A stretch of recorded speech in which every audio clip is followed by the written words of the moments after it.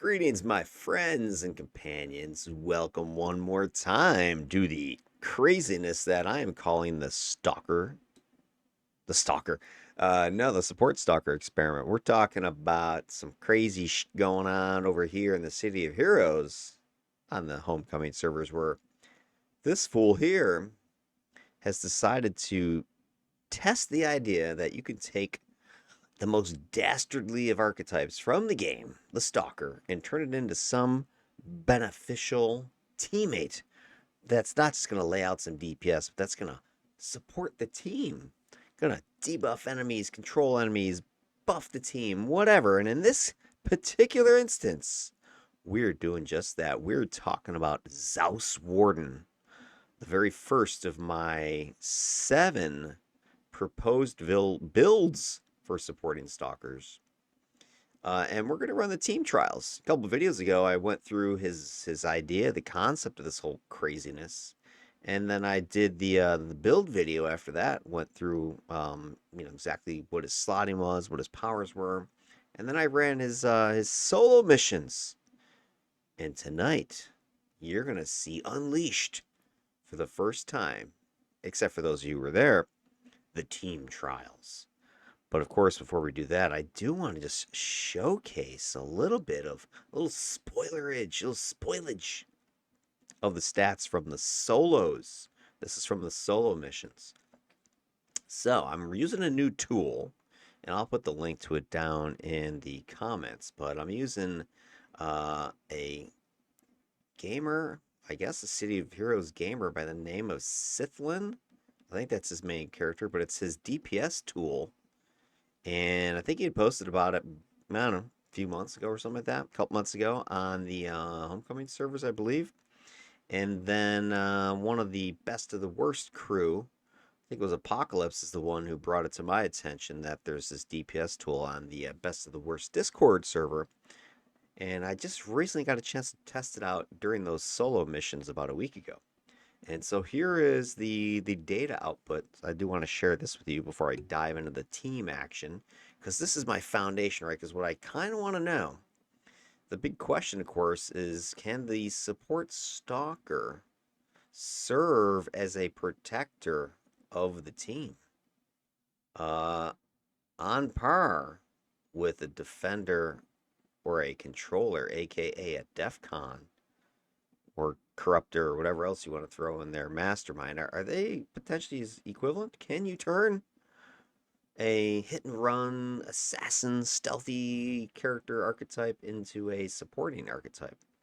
So I need to establish a baseline, and that's what this is doing. I have a baseline from my solo runs, and I want to compare this to the team missions, and ultimately versus the other builds, and kind of come up with an idea, or at least get some numbers that I can then, in retrospect, go back and look at versus my DEFCONs, which I did a whole DEFCON series, 5 different controllers and 5 different defenders, looking at 5 different support sets, and ran like 50 missions, had all kinds of stats, and had lots of data there that I crunched. So I have a good comparison from a true supporting archetype to this one.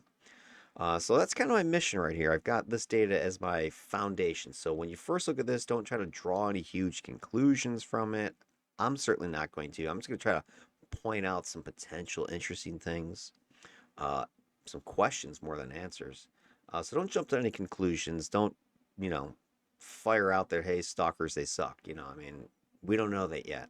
And we certainly don't have anywhere near enough data to make any earth-shaking conclusions. So let's go ahead and take a look at what we've got, though. So here's what we're seeing.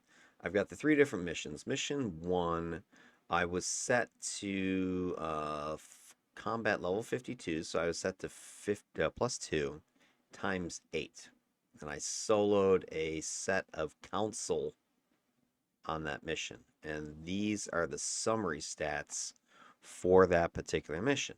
You can see that my DPS was 189. That's damage per second.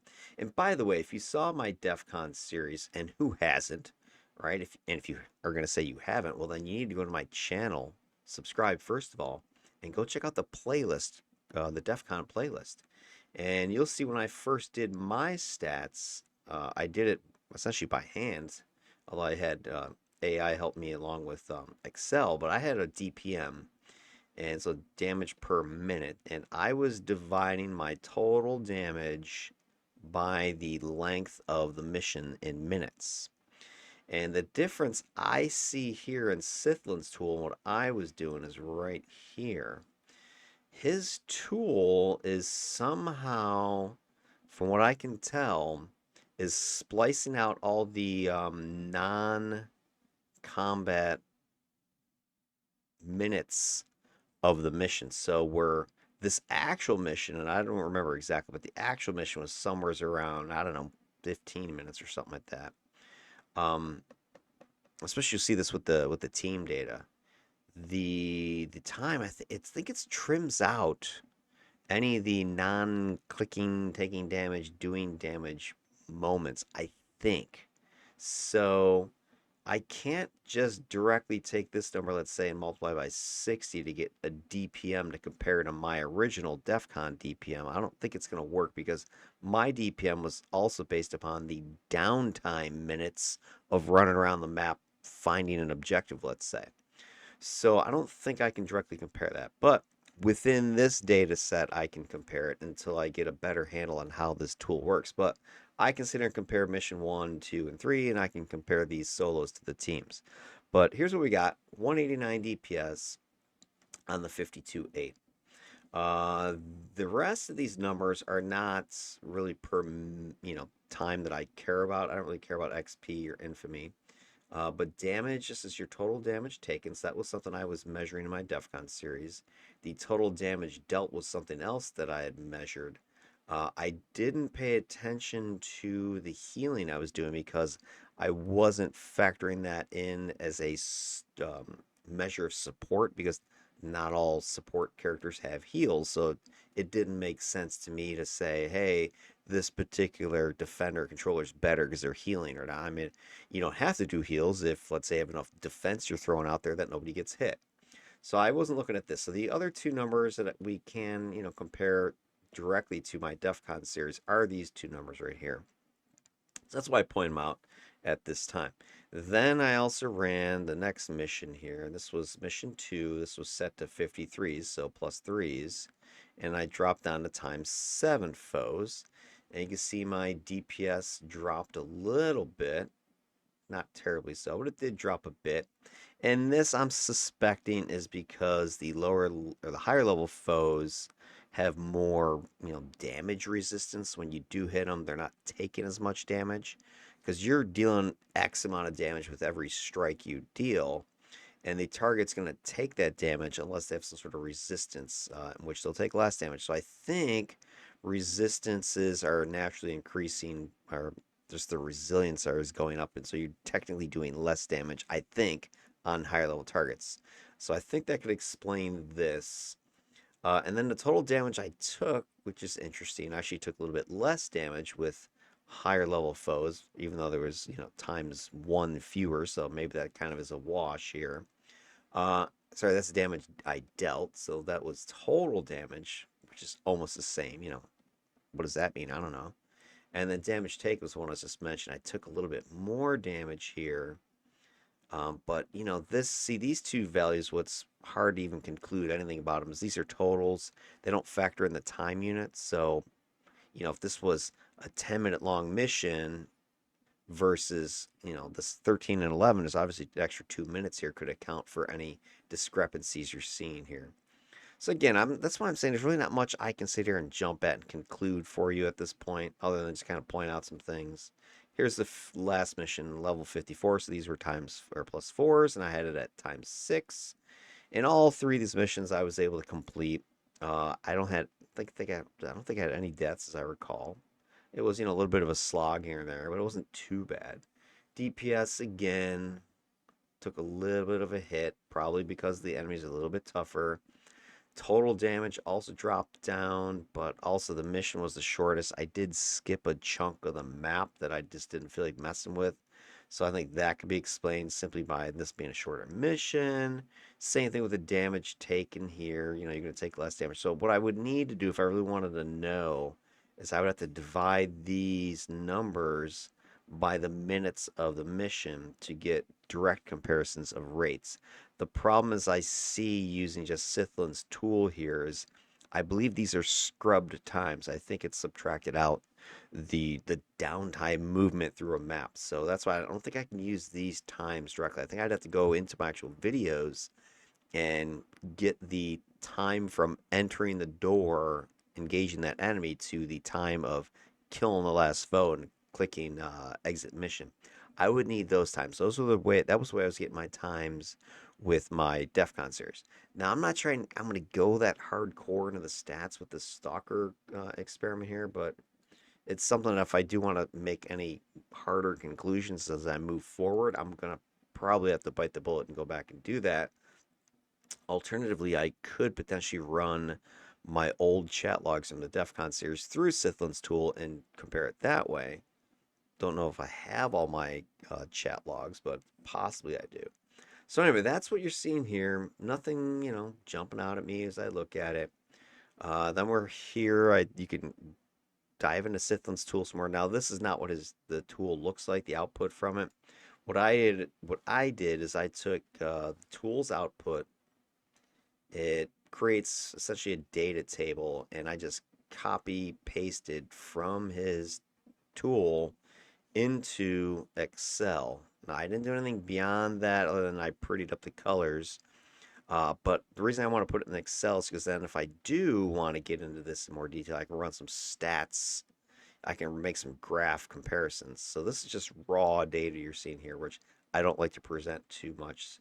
It's just, difficult to kind of get much out of a bunch of numbers. But what we can see is just kind of looking across the powers I used with the three missions.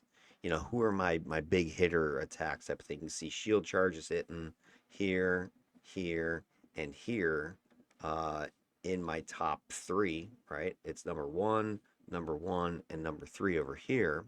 It's dishing out a bunch of damage, 28,000, 21,000, 21,000. That's a ton of damage. It's up there with, my judgment, Void. Here's Void once it's in number three, and the number two position. So those two are kind of like battling it out for the highest damage attacks. Then you got your Assassin's Eclipse is huge too. That's your Assassin's Strike that can get, double, triple damage on hits. So I was getting big money out of that sucker as well.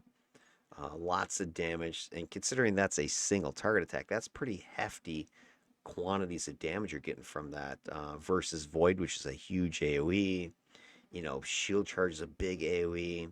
My other big AoE, which came in at fourth here, was Touch of Fear here, here, and here in fifth place.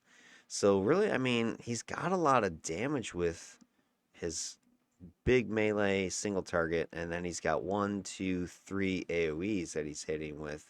And you can see those are his big four attacks, which I lather, rinsed, repeated over and over again.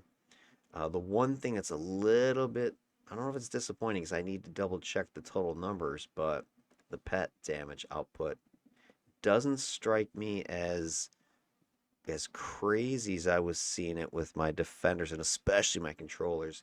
With my defenders, it was doing about a quarter up to a third of their damage, I think, with my defenders. The pets were, and controllers were easily near half of the damage, about there, all the time. So kind of looking at this, my pets are 6, 9, like I don't know, maybe 10,000 there out of the total. It's, let's see, 10,000 out of the total. What was my total from the other page? Total was 129. So 10 out of 129, that's not a lot. Here we're looking at 7,500 and 4,000. So another 12,000 on that one out of, it's like 10% of the damage maybe. Night Widow here, 35, 5,000 here. 5,000 out of the 7,500, 75,000. It's not a lot of damage. It's maybe 10% across the board. So that's an interesting observation that I can kind of shout out there. I don't know if um, the pet damage scaler on stalkers is lower than defenders and controllers. I don't know, or just the fact that my defenders and controllers were more buffing of damage or debuffing of, like, say, damage resistance. So it could make just more sense that this stalker's build is not debuffing resistance. He's not, you know, boosting damage output of others. He does his own damage, but he's not boosting his teammates and by proxy his own pets. So some information there that's useful. I want to kind of keep my eye out here.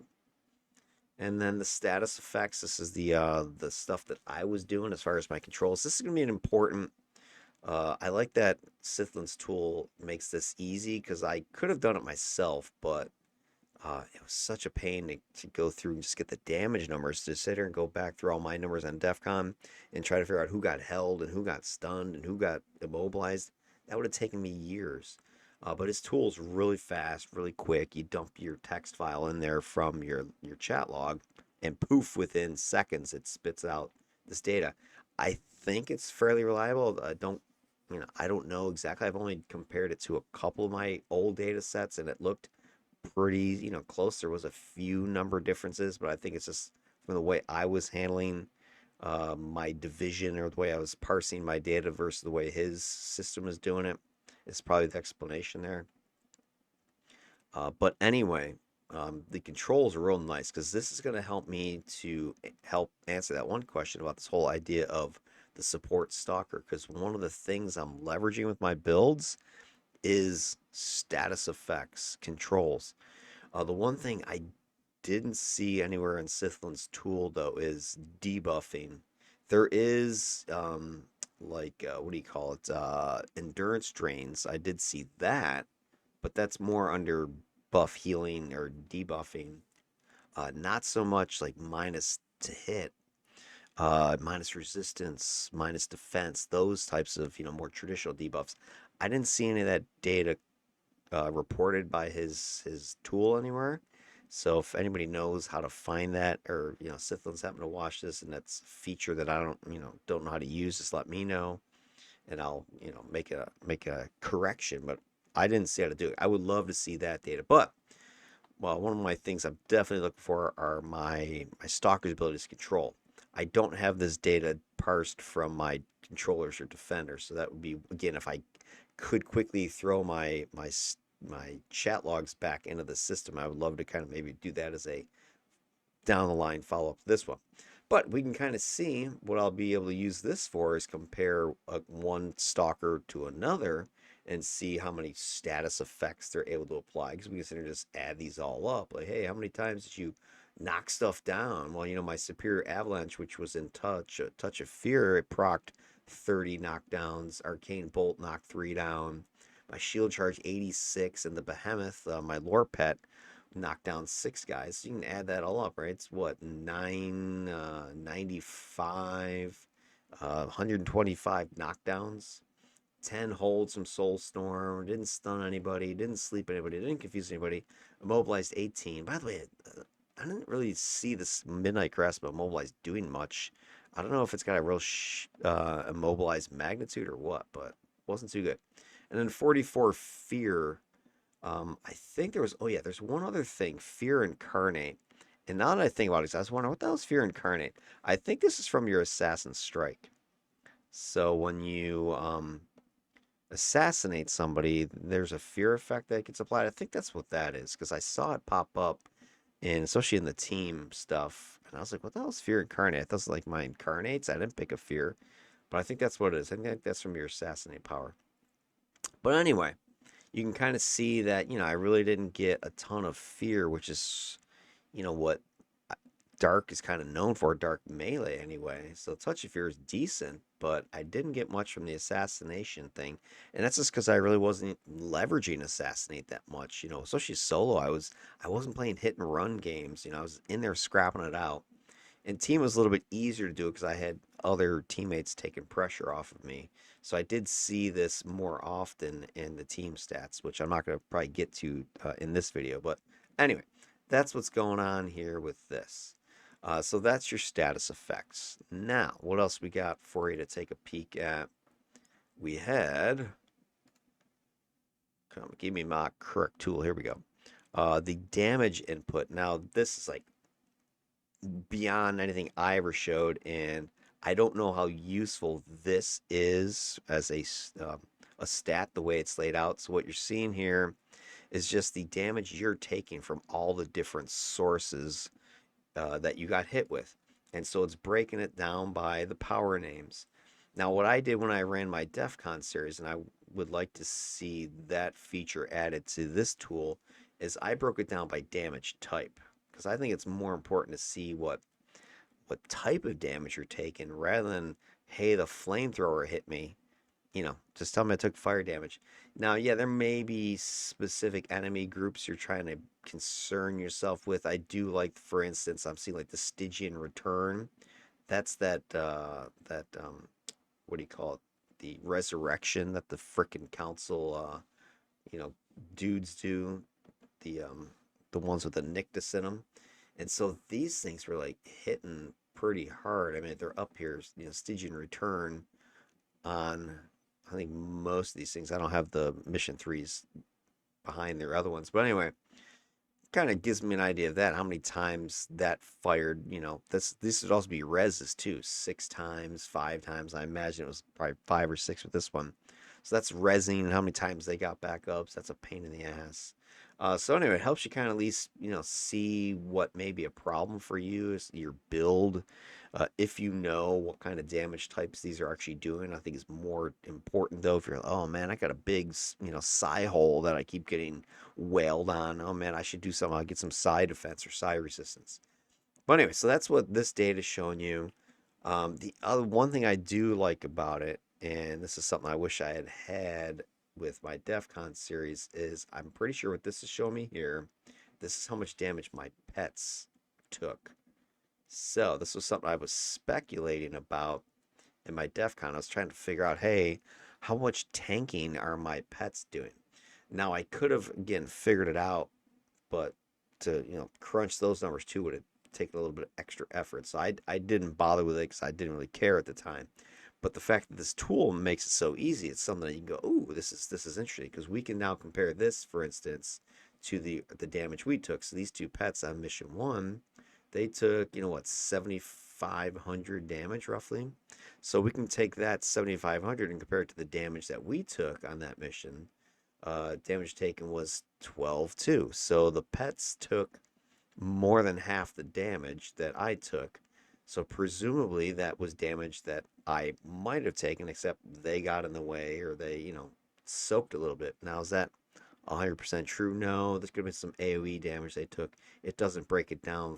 Well, it might break it down further if I had the detailed reports, but again, I don't want to get too hardcore into it, but you can at least get an idea here how much damage your pet's taking. In other words, maybe how tanky they are, especially if they're melee pets and you're a ranged character or something like that. It might be a useful stat for you to take a look at. So that was interesting looking at that. But all these other numbers, it's TMI. I really don't need to know all that.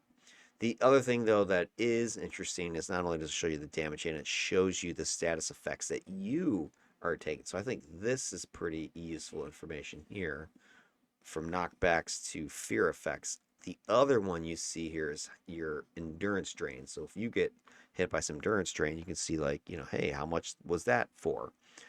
So lots of data here, lots of information. The other thing you can take a look at is how many times you got hit.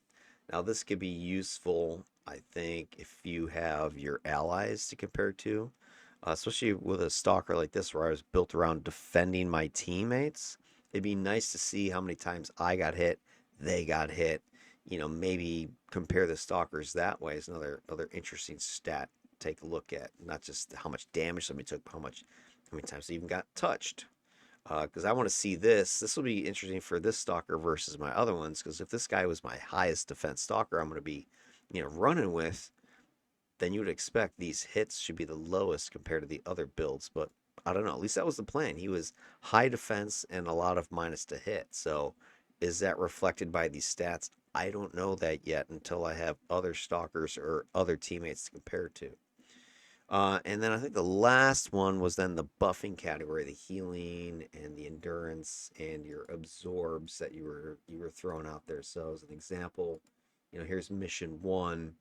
You could see this is how much healing like my behemoth pet got, and then the spectral Nerva ghost there, he was using Twilight Grass, and you can see that was the 6,400 he was throwing out healing. And the other thing you can see is like, how many times you use an inspiration as an example, dramatic improvement. I ate a few of those, got almost 1,200 heals from it. And then you can see my Panacea, how many times that procced some heals. You can see how many times Performance Shifter and Panacea procced some endurance. So lots of data here. My absorb that I was throwing out there on who was I putting on my widow mostly, but I don't see that here on her. I don't know if I did the detailed numbers if it would show up, but you can see that it's potentially there, the absorb numbers. So anyway, you got your absorbs, the preventative medicine. This is how many times I got when I got preventative medicines, the absorb proc. I have it, I think, in my health, or true grit, one of those two. Boom. It fires if you're in danger. Superior Entomb is absorb proc I've got on my soul storm. So you can see how much, procking that did. So interesting data. Need some other, comparison to figure this out. Siphon life, you can see I got like 9,500 with that. So you can see that's pretty important for me to stay alive. Over here I had almost 12,000 in mission 2. So good data, good numbers, etc.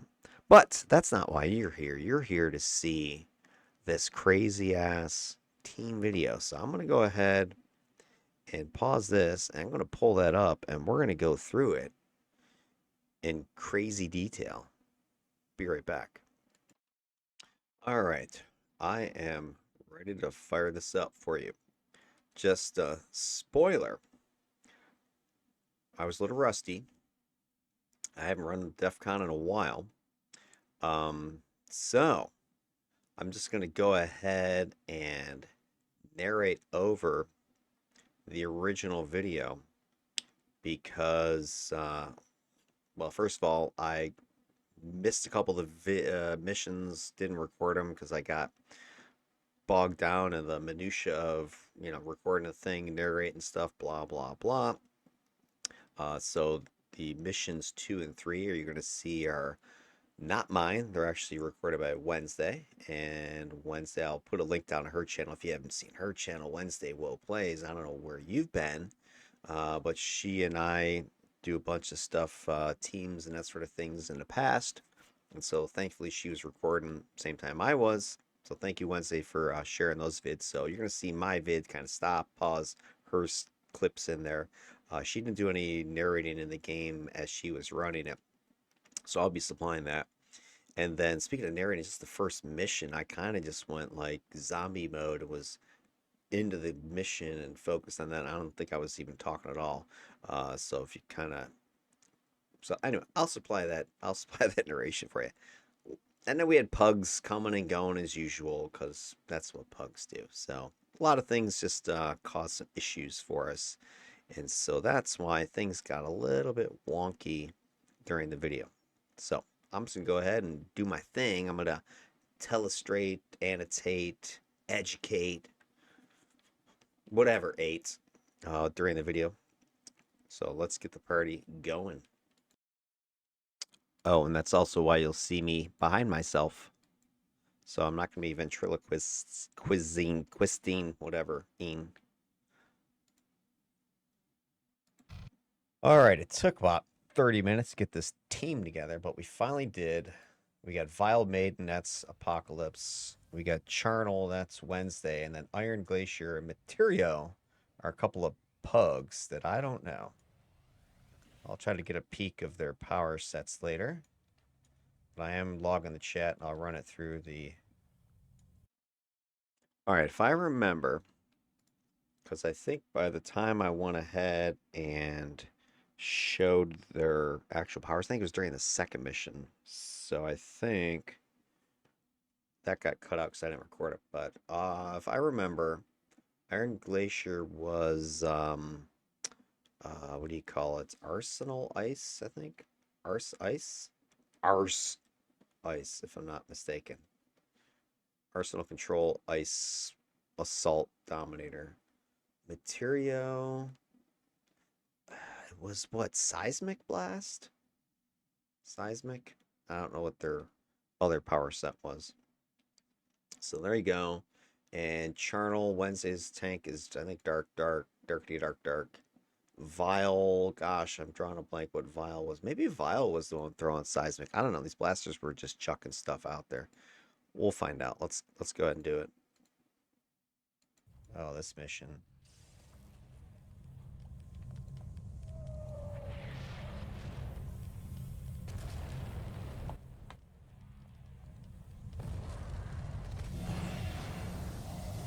Like right there, I immediately knew we were kind of effed because you click that stupid alter glowy thing you just saw me do.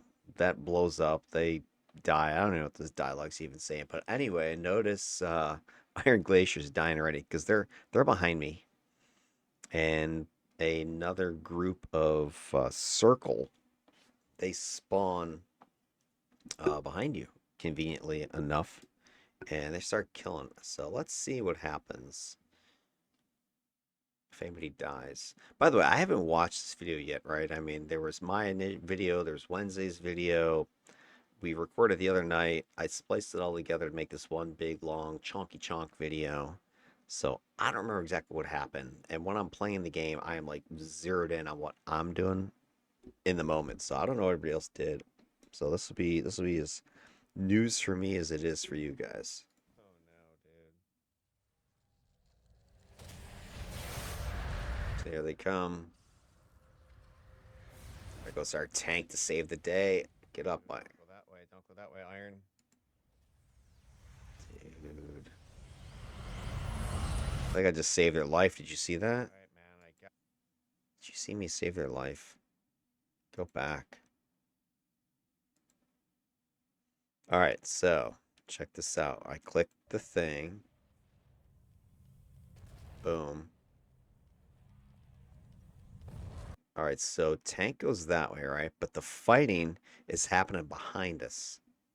So it's just the two blasters and our tank are kind of all looking forward and going forward. And Iron's behind me. The poor Dominator's about to get steamrolled. Now check me out. I'm pretty sure I'm Johnny on the spot with Spirit Ward on him. Oh no, dude. Yeah, right there. I got the Spirit Ward on him.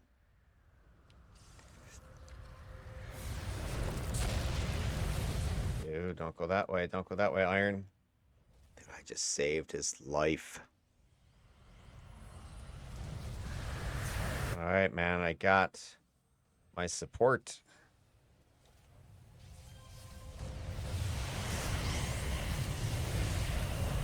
Support Stalker away. I will say my endurance needs some work because I was running. Ooh. Holy frick. Oh my god, that's right. I was freaking died like the first 30 seconds, a minute of this thing. Check that shit out. So first of all, I was about to say that yeah, my endurance needs some work. But check this out, man. How many times have you seen me fighting Cot and they almost or have killed me? Check this one out, dude. This is like boom.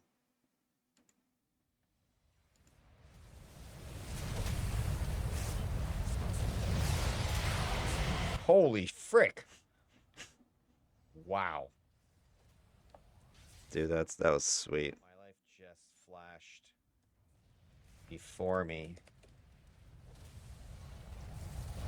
The circle bosses don't play, man. They don't play at all.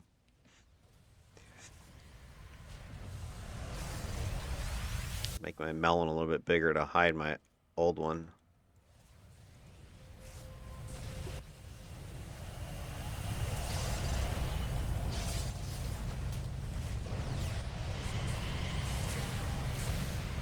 And I've said this before in these team missions like that. That's usually this first mission when people get smoked. It's just not ready for what's about to happen. And my testing is what you see here. I've got teams of 5 running at +4 times 8.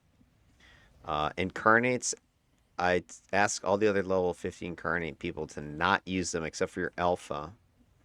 I think Apocalypse actually unslotted his. Iron Glacier and I think Material were both not level 50 anyway. Yeah. But Charnel and Vile. Charnel and Vile, they were not incarnate slotted. I was using my incarnate, so that's the one legal thing. And then the other thing is we don't have any other buffers on the team, so no controllers, no defenders, no masterminds, corruptors, no. Anything else is fair game.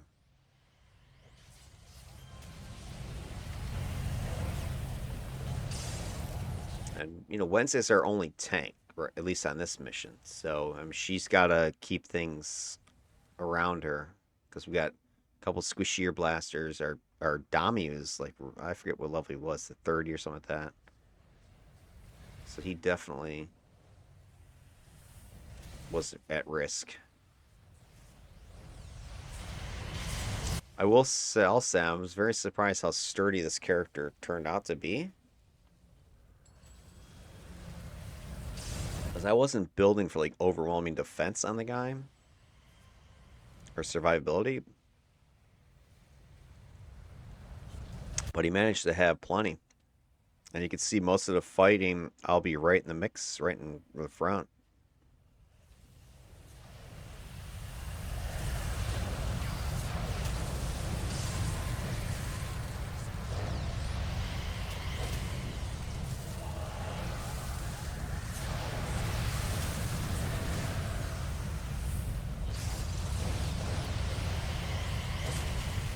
I think one advantage we did have on this pairing in this team anyway is that Charnel Wednesday's also, I think, running dark, so she's got minus to hit combined with my minus to hit. This is a good test here. It's like 2 groups or a split group. Yeah. 2 materials got wiped. Alright, so materials definitely seismic.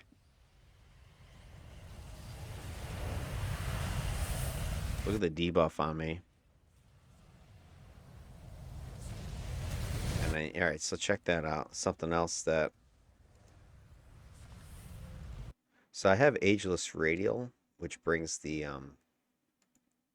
debuff resistance to your build. So if you check out my situation right here, my damage resistance is down to -20, -40 with smashing and energy that you can see. Defenses are 20, 30s. But my recharge and defense resistance is 65, 69. I'm standing in Earthquake and 2 tar patches. This is what these freaking COT bosses do. So they've debuffed the crap out of us now. Shield defense, I think it's grant cover, brings recharge and defense debuff resistance to the table. But I'm about to click my Ageless Radial, which also has a pretty hefty debuff resistance in it. So watch when I click it, how those numbers change. So boom, right there. Recharge defense debuff is gone.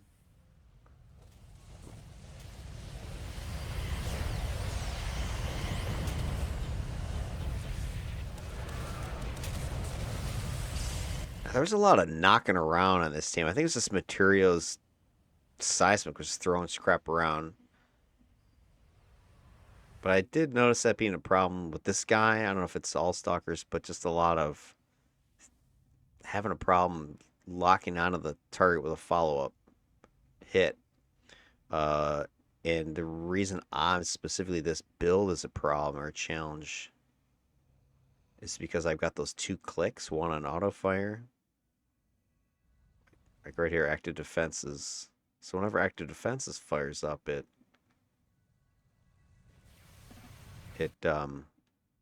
breaks me out of, let's say I had a queued an attack or something like that.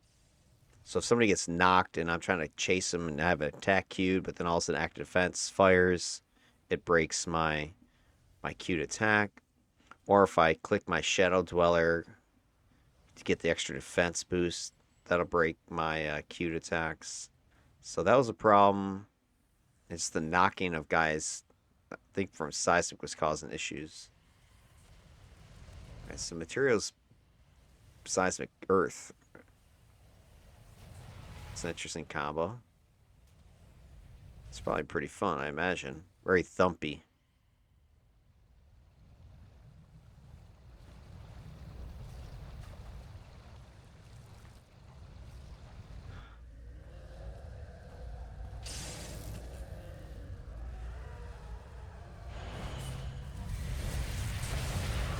Just my signature combo. Boom. Except for that. Again, the debuffing is hitting me, so let me get my debuff resistance. At this point, I thought I was screwed because I don't think anybody else is with me. I think they had gone down the tunnel already.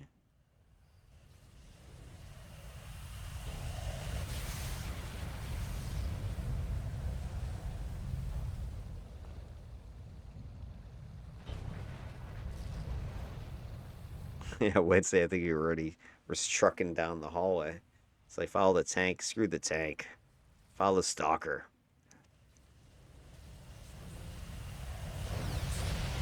If I can tag somebody with this Assassin's Eclipse and Moonbeam, it's lights out.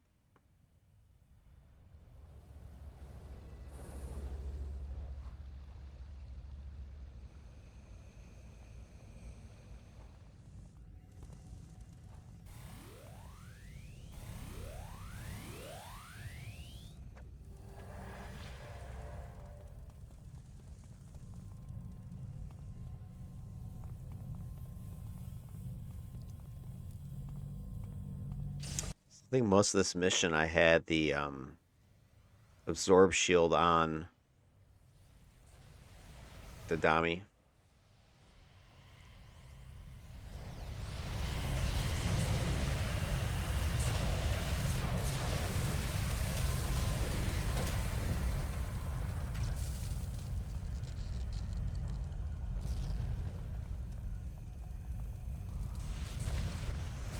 I don't think I saw Vile most of this mission or a lot during the fighting. I don't know if Vile, if Apocalypse, if you have fly, would have been hovering ahead over us.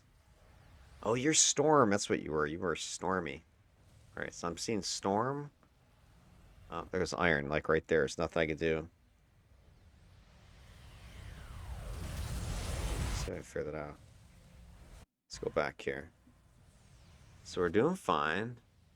Oh, he's back there by himself. Oh yeah, that boss is gonna work him. I got the absorb on him. The guy just nuked him.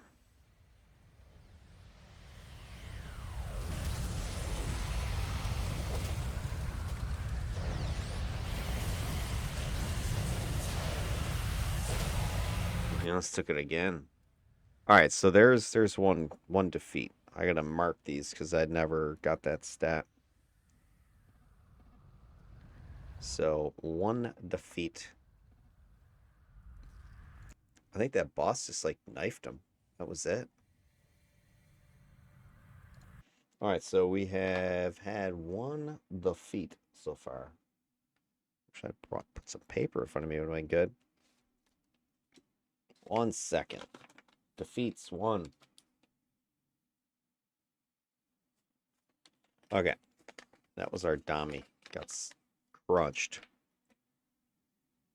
I had the absorb shield on him. I think he was within my grant cover and maneuvers range, so I mean, as best I could give him was that.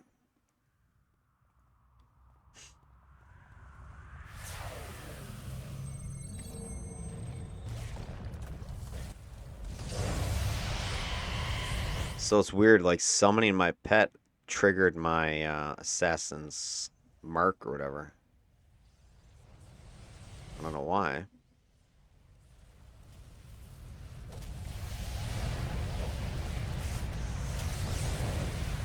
We did have a lot of, I think, just soft control from our two blasters. A lot of just knock down and knock up.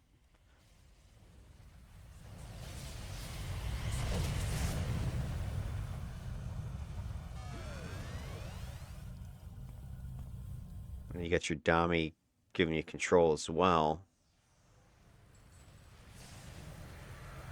And in between Charnel and Xaos just working up front with minus to hit debuffing. This team was pretty well, I think, protected overall.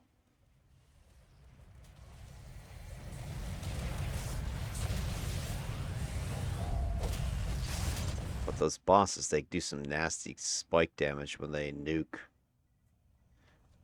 And they've got those big debuff patches. Oh, I'm typing and Charnel's dying.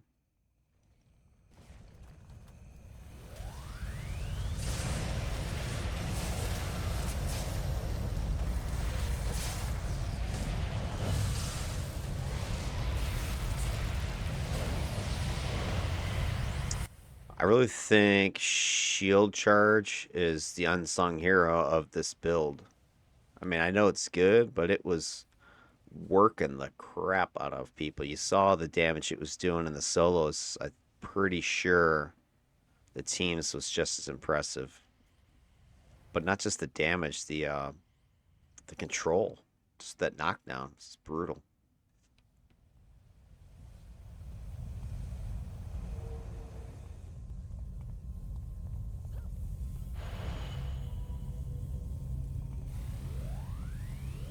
So the cool thing with Grand Cover is as long as I'm hidden, everybody else gets stealth. You see how I just did that again? That huge knockback. But it's just boom. So this is one thing that this build does well that, like if you're playing a traditional Stalker style, which I'm not, obviously, but what a traditional Stalker would have done is they would have been in, hidden stealth. They would have gone in, build up, and then assassin struck a boss or something like that. But you see what I did? I just freaking dove in there and smashed them with shield charge. Got a big knockdown, got a bunch of damage. Plus, I'm hopefully getting my interface debuff to proc the minus to hit. So that's why I didn't get a ton of assassin strikes, like just the traditional ASs. But I like the way that Assassin Strike's been reworked to like a fast snipe type of situation. All right, so the rest of this, the next couple of minutes, I think, is us just looking for this dumb freaking altar.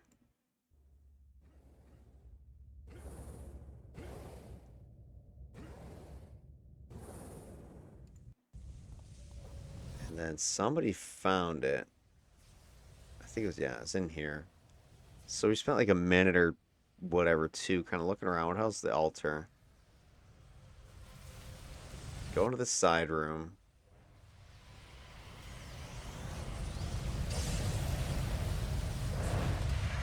But I have a decent chunk of this AoE damage between shield charge, touch of fear.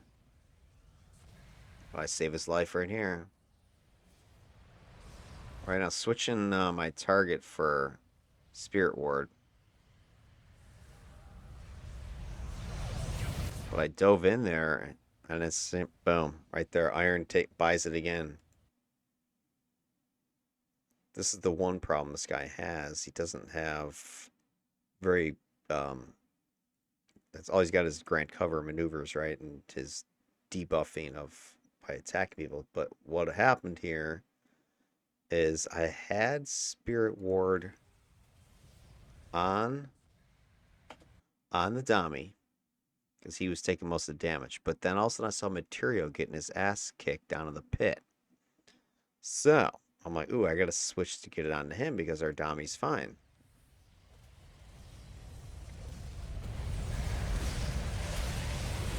Right, like Dami's fine. Oh, Material's down. Let me get him. Let me get down there, try to help him out.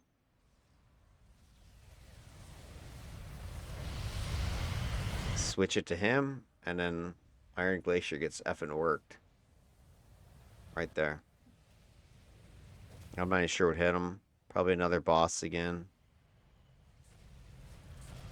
He was susceptible to spike damage.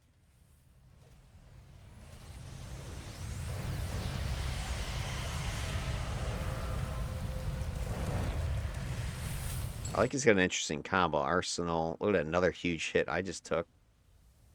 Arsenal Ice.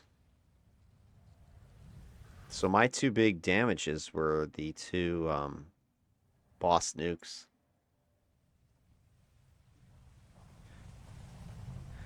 Alright, so we blow up the altar, and then we spend like another minute or two going, alright, where's the boss? This wasn't the group anyway. Oh, check this out. And then guess what I figure out's taunting me. Alright, so we're looking for the boss, right? We've defeated all the altars. I'm like, well, maybe he's up here, and then Charnel's up there fighting already. So I go up there to fight too. Alright, I got this.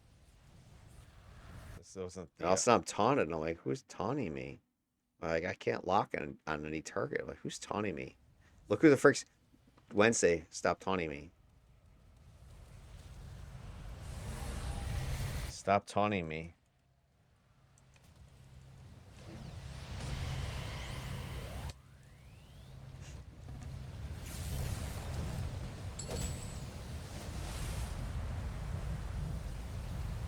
So I can't be taunted. I'm trying to help you.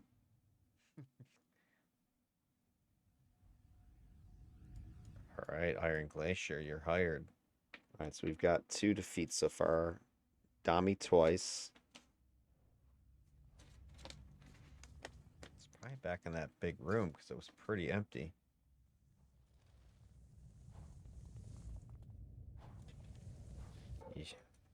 Yep.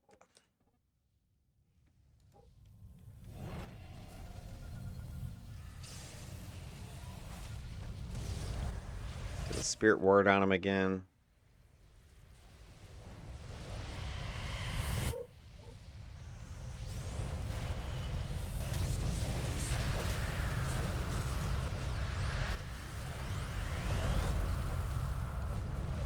This is like a really tough tip mission. I am liking the debuff resist.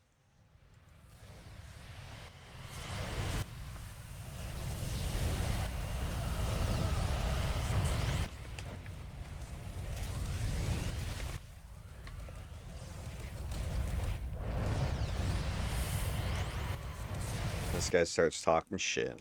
You know, typical.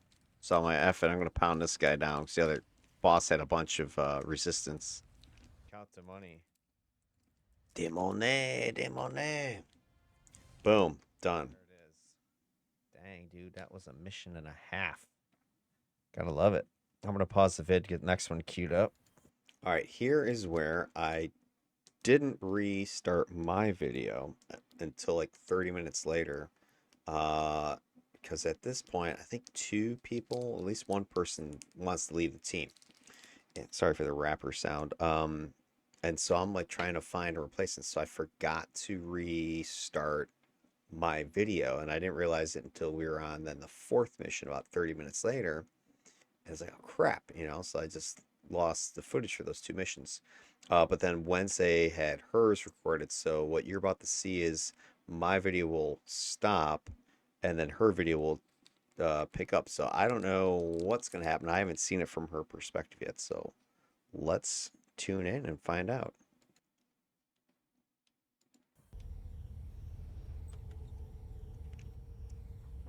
All right, so this is all Wednesday's video footage. There's no narration from her.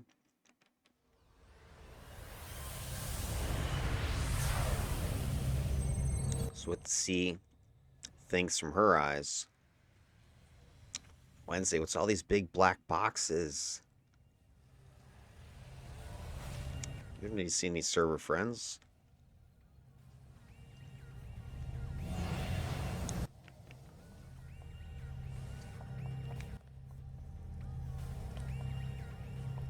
I'm gonna need that map open. Just go blind.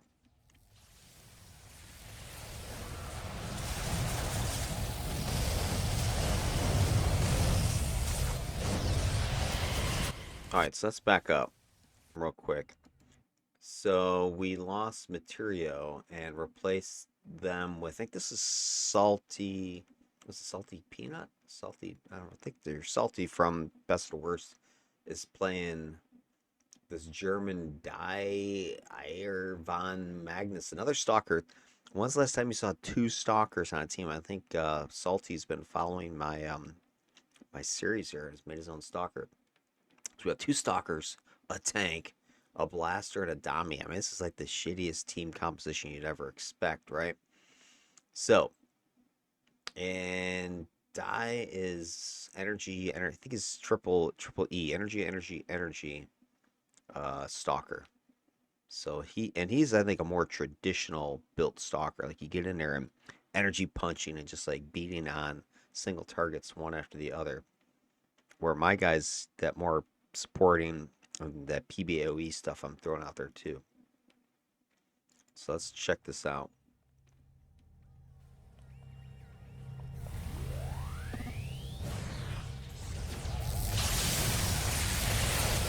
Boom, in comes. All right, so Wednesday was doing, what is it? I forgot, jump kick. Her jump attack. And then you saw me come in with my shield charge.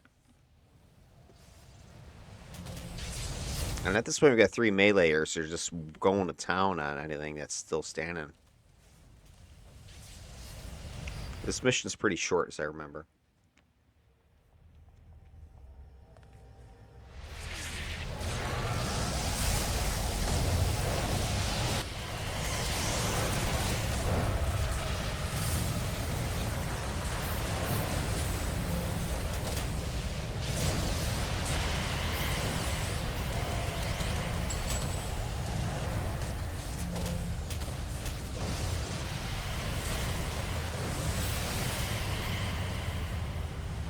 Yeah, we're like double siphoning people.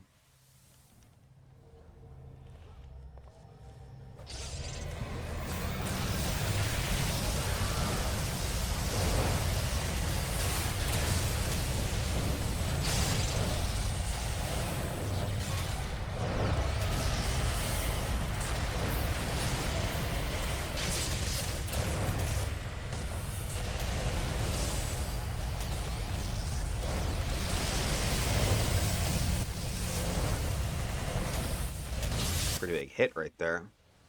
I think we started taking aggro from the other room.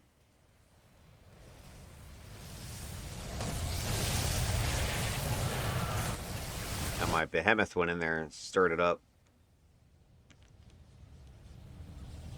And then it was stupid. I hate. Alright. This tip mission sucks. So you saw what happened, right? You come in here and you beat up somebody, ransom guard, whatever, and then all of a sudden everything stops. No more fighting. It's like, what the hell, right?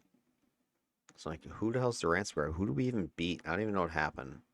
But you see, it was kind of lucky for us because, you know, my behemoth was probably about to get killed. We were sort of being overrun here, but boom, all of a sudden stops. And I'm trying to figure out who the hell's this ransom guard.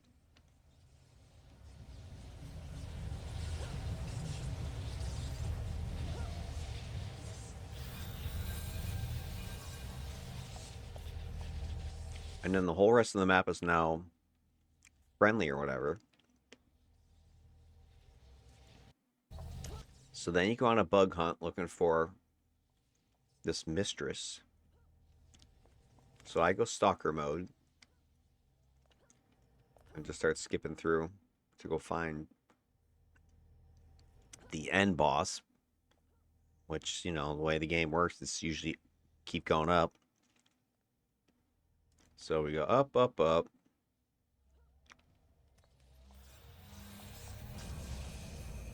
She's over here. You gotta go talk to her. That causes the one group to become enemies. Another group comes in or something. So there's like some friendlies, there's some combatants. It's like, what the hell's going on?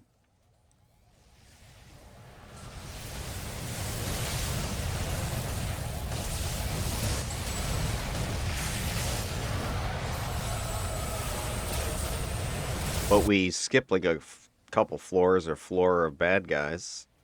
You know, these guys weren't that hard to beat up.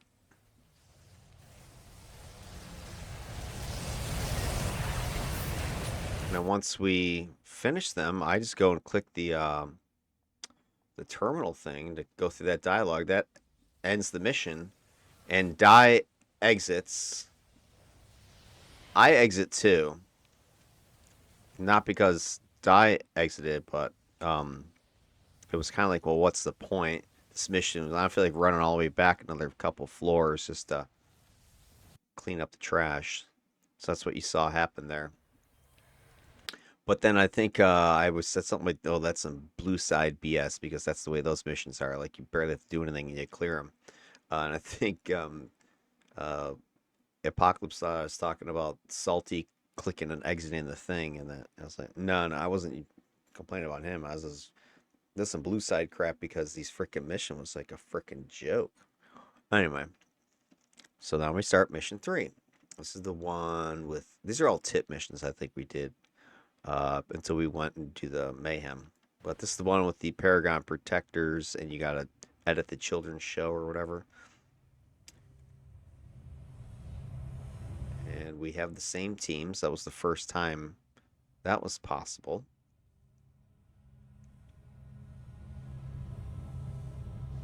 But so far, I mean, our team's handling it. I mean, Wednesday's doing a good job keeping stuff taunted and keeping stuff grouped up. I'm blasting in there with my support stalker. Now we got Die in there just kiboshing people.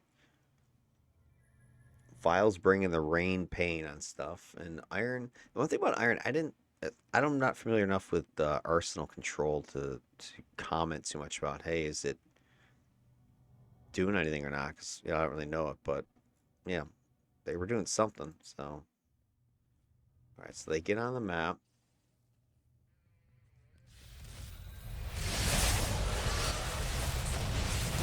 Let me go back. I think we got an extra group aggroed or something.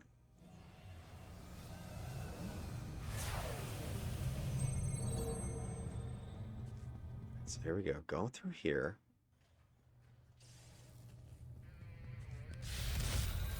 So, all right. So back there behind us, there's another group in the background. Right there. I don't think I didn't see them at all. Not until I pan my camera, else than I saw them.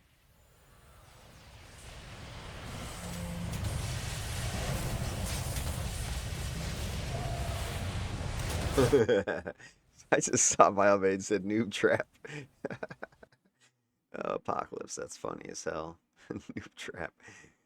Yeah, good call. All right, so Apocalypse called it.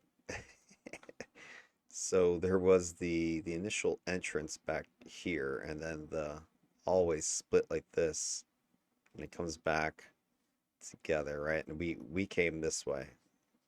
We're right here fighting. But you can see back here in the previous frame, there was a group over here. We didn't see them. They were hidden. So at least I didn't see them. So what do? We came this way, boom, and it attacked this way. But that aggro's this group, which then comes in from behind. And then you see File down here in the chat box is like noob trap. And I totally fell for it, right? Aggro the shit out of this thing. Oh man, that's funny.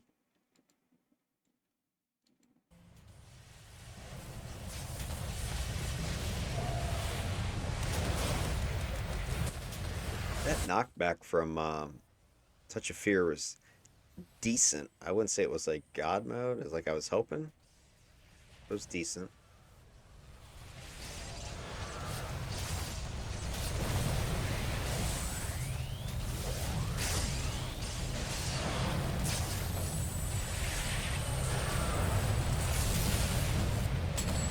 But the knockdown from Shield Charge, and then I got the knockdown from Touch of Fear, was pretty substantial.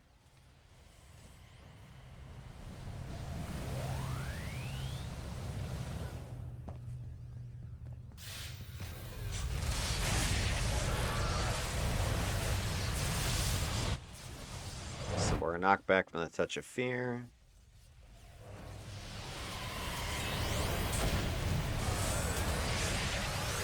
Guys are back there still messing, and I think I turned around because there was another group, or the rest of the original attackers came. So in the background, you'll see there was another group back there.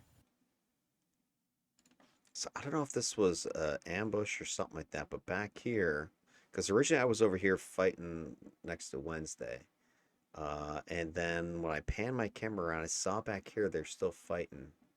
And of course, you kind of got your squishy blaster and your squishy dummy. And there's like 1, 2, 3, 4, 5 guys back here at least. So I went back there to help with that fight. So I think we had things squared away over here. So I don't know if that was ambush or was the rest of the original group that we noob trap skipped past.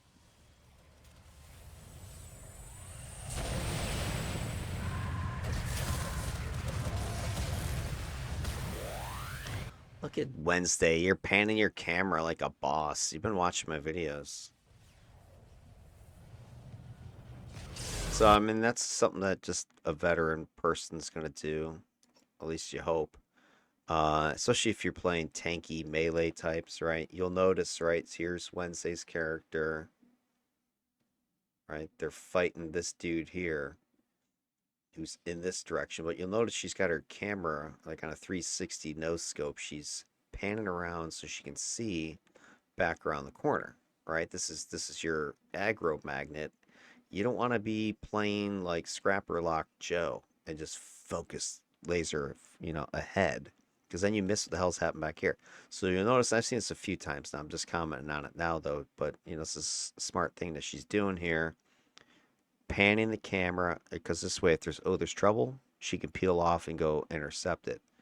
I imagine she's looking over here and going, all right, these guys got it handled. I don't need to worry about it. But she's definitely got her eyes on a 360.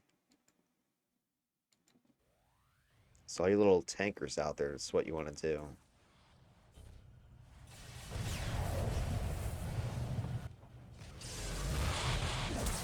These guys keep going God mode. It's annoying as hell.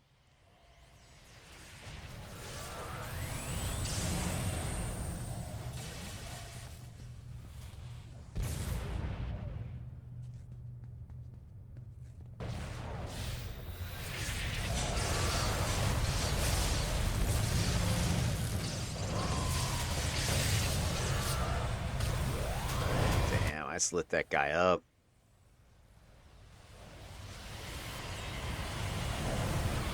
Yeah, I miss this is a slaughterhouse because you got Charnel going in there first, grabbing aggro, right? I'm diving in there with Xaos. You got freaking Die going in there, and we're just starting to tag people.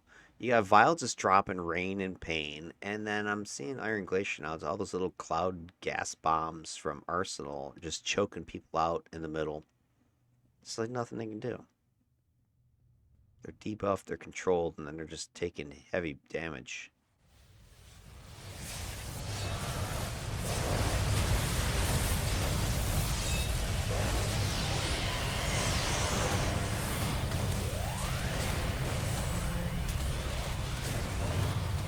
Kept wanting to assassin strike the bosses, but then they were God mode. I'd miss.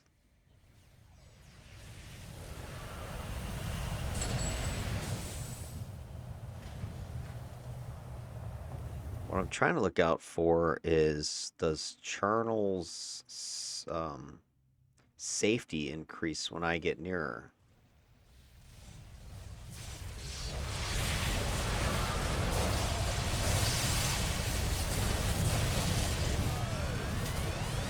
Because his grant cover and maneuvers are, short ranged. Like maybe 30 feet.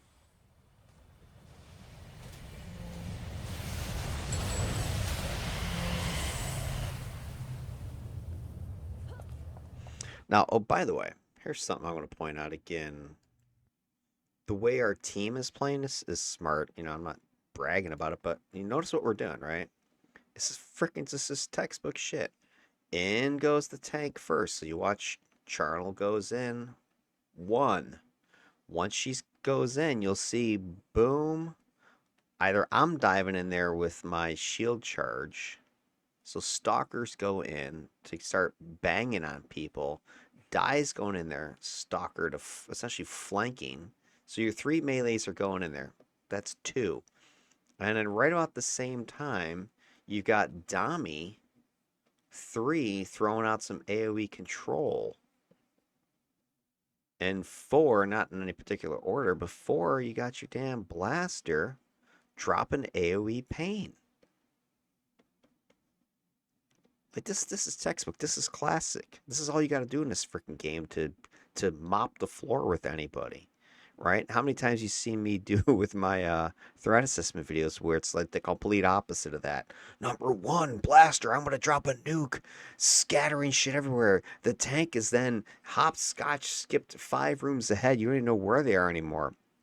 Your freaking Dami is playing like a blaster. Your stalker has skipped ahead and has clicked the glowy 3 floors up. It's like a total freaking disaster. Here, look, we're sticking together as a unit, following basic tactical procedures. It's easy street. Nobody's getting, punished. The only deaths we've had are those 2 from Iron Glacier, and that was against the cop where they're dropping all those damn debuffs and big nukes. We'll watch again. Now here's where things go a little bit haywire because I think I go up because I didn't see Charlo had gone down yet. So boom, I'm right there. All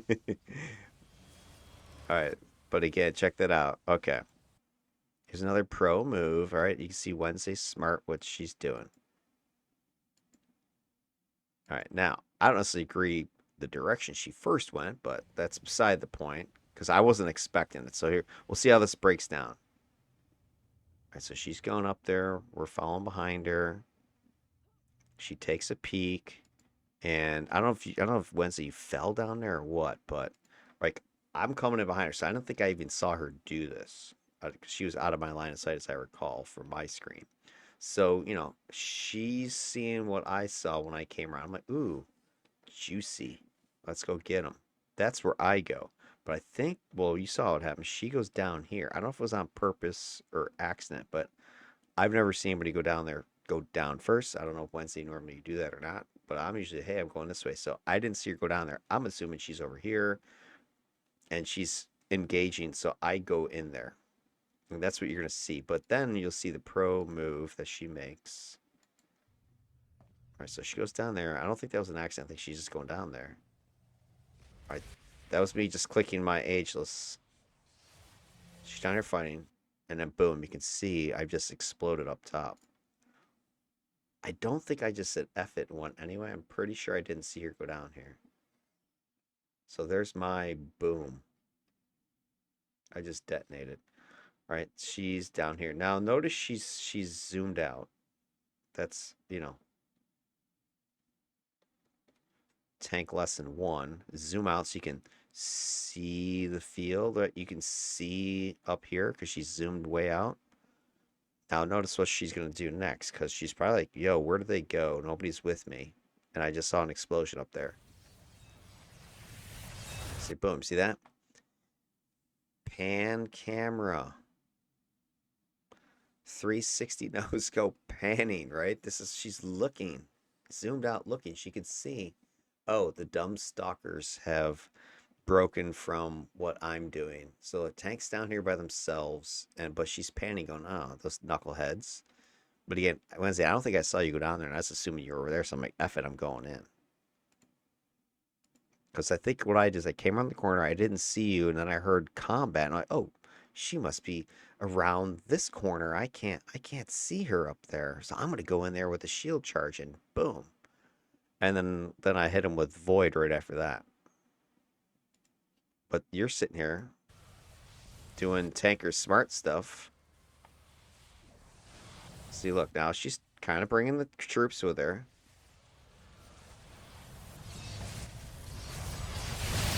Right, we've got it under control. She's pulling stuff up here for us.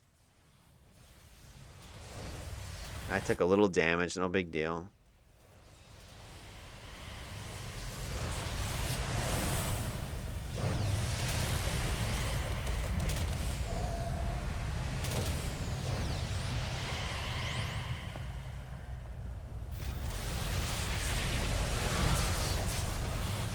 And then notice the other thing that you see her doing, even though the full enemy is not defeated yet, she's been in with them with her taunt or run for long enough that they're almost dead that she peels away, knowing that the taunt is going to drag them behind her anyway. And if they keep following her, so be it, they'll get killed 30 feet away, or the team's just going to finish something and we're right behind her. She's not like just tearing ass down after doing an initial alpha strike, just keep running like a lot of tanks I see do. A lot of bad tanks. Boom, boom. Look at this. More just knock back, knock down.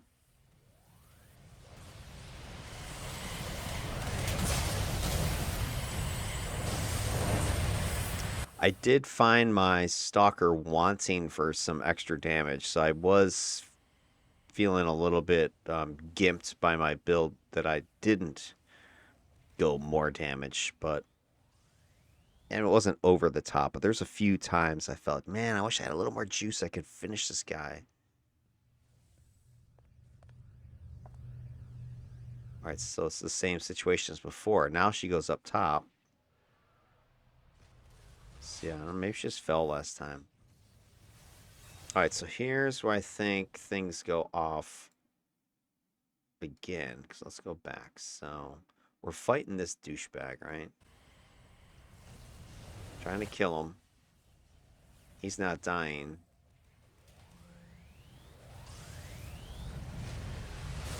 I hear him still fighting.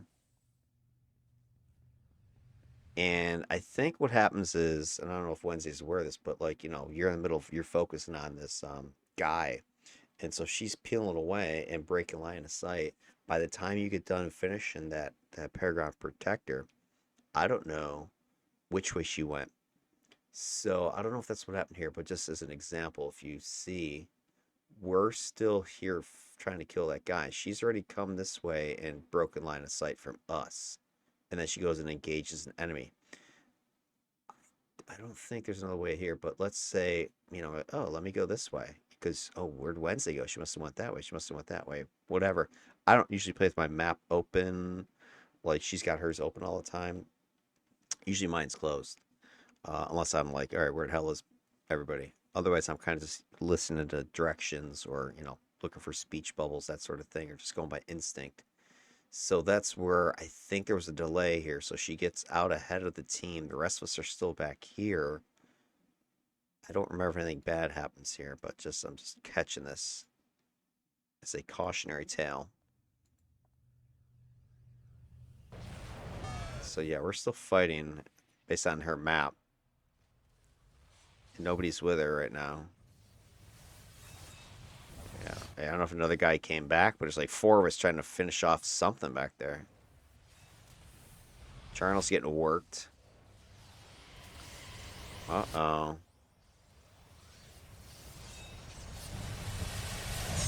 Here I come to rescue you.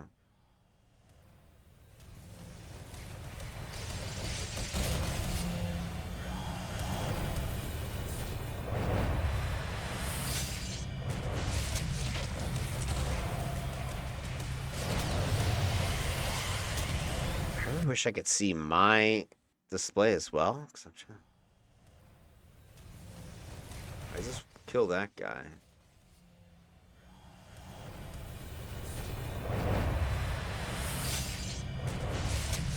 Took out another guy.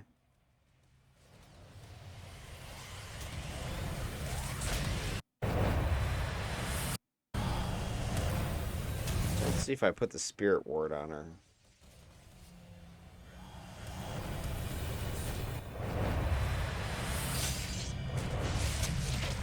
No, it's still on kind of on our Dami. Trying to keep him alive.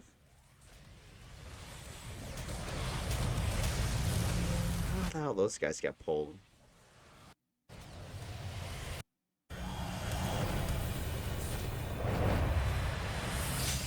Oh, I think I just saw it.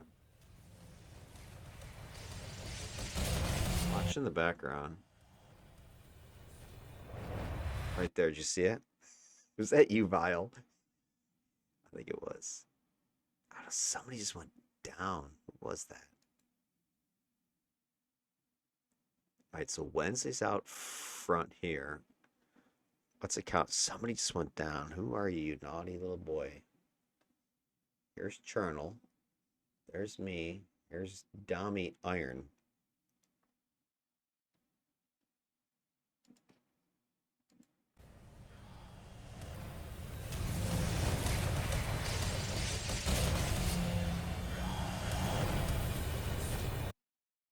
All right, there comes our other stalker. There's 4 of us. Guess who's missing? Guess who just went downstairs? I saw you.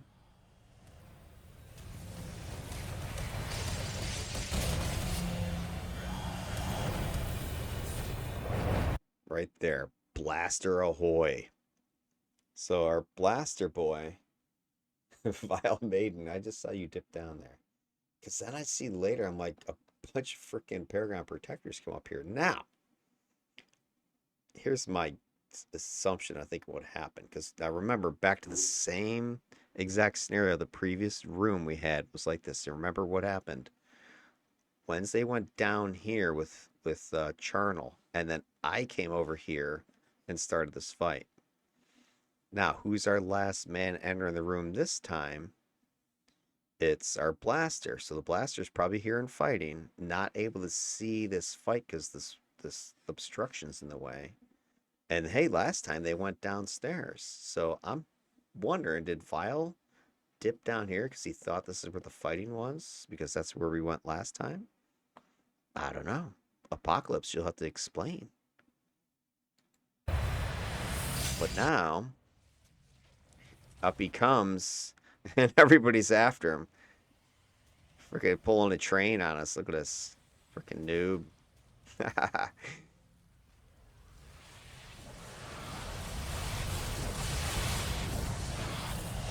That's a typical blaster right there. They get themselves into trouble and then they train them into the rear.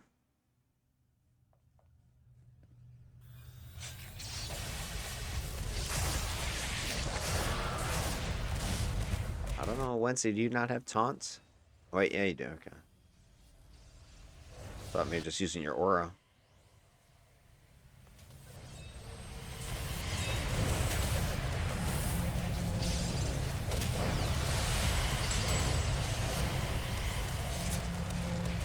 I was a bit more hesitant to summon my pet with Xaos than I was with my Defender's controller, just because that whole spoiling the hidden stealth is an issue.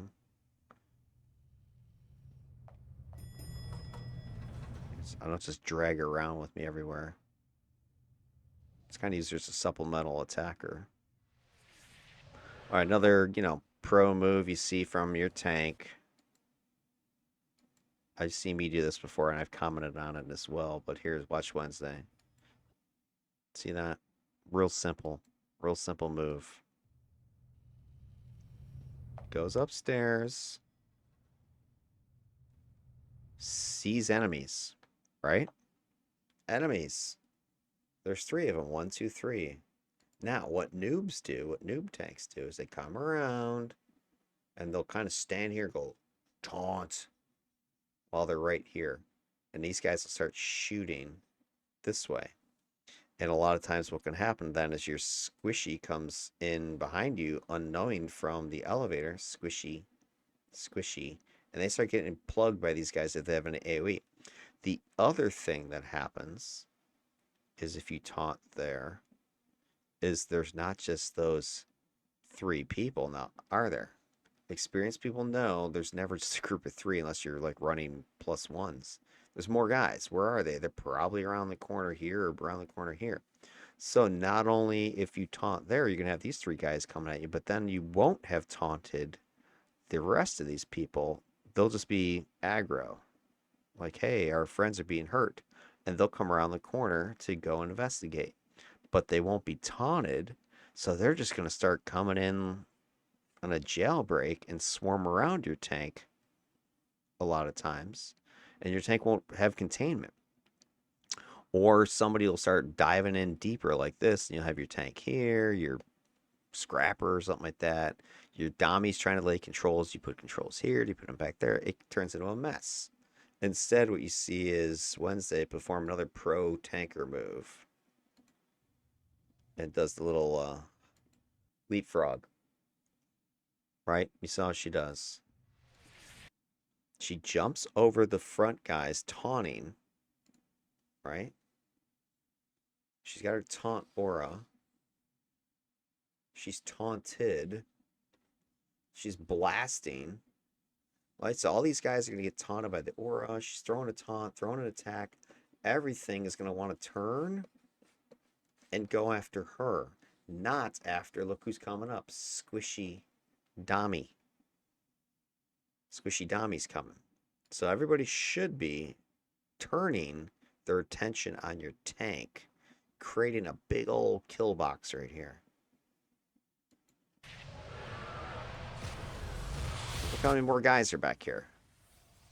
Look, everybody's coming in. All right, textbook. Text effing book.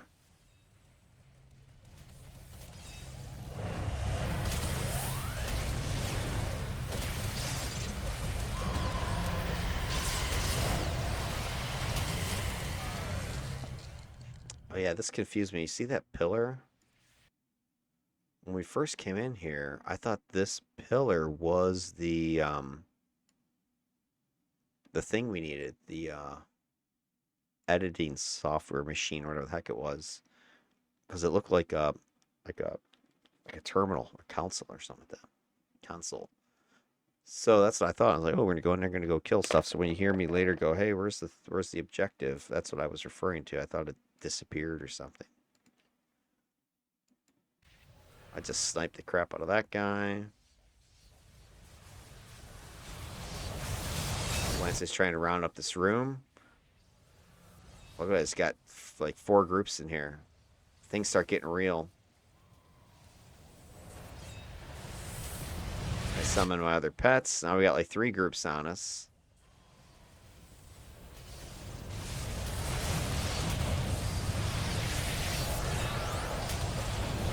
Check it out. I'm like, F it. I bring them all. In case you guys are wondering why so many started showing up. I think it was me. I just did it.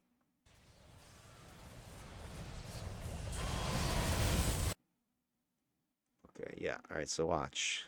Watch my naughty move. I'm right here in the fight. I just summoned my pets. And I see like we're getting surrounded at this point, right? Got this group back here. There's the group here. I think there was another group that was over in the corner over here. They're coming in. These guys are fighting. These guys are coming. It's freaking bedlam. And then I see another group is down this way. So I'm like, you know what? Why not? Shit's hit the fan already. Let's bring them all. So watch where I go. You'll see me flash. Shield charge. Boom. I just dove through. I'm like, F it. Come here, guys. I pull them. I'm like, F it. I don't care. More guys are coming from the other side now. It's bedlam.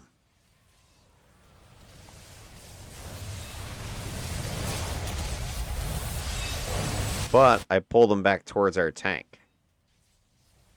Because I'd rather I pull them chasing me than, our blaster accidentally, hits somebody with a stray bullet or something.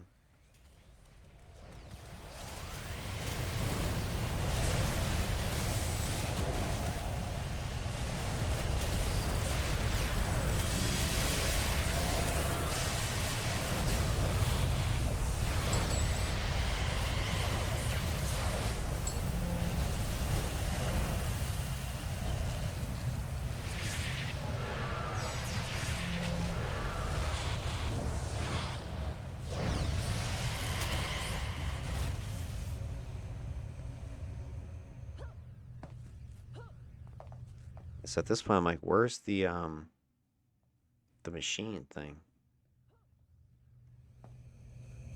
And I'm like, hey, did you mess with the equipment?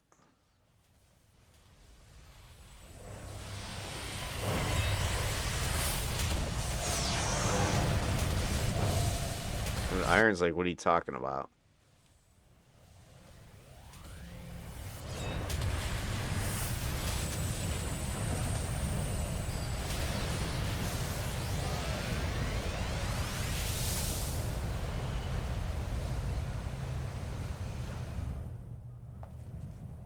So I was mistaken.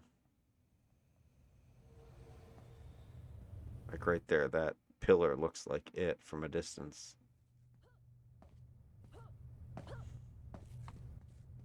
All right, so now I think we're having a little bug hunt to find this thing.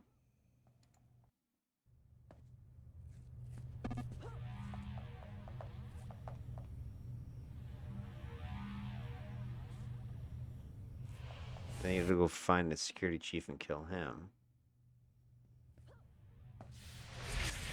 You see another leapfrog maneuver.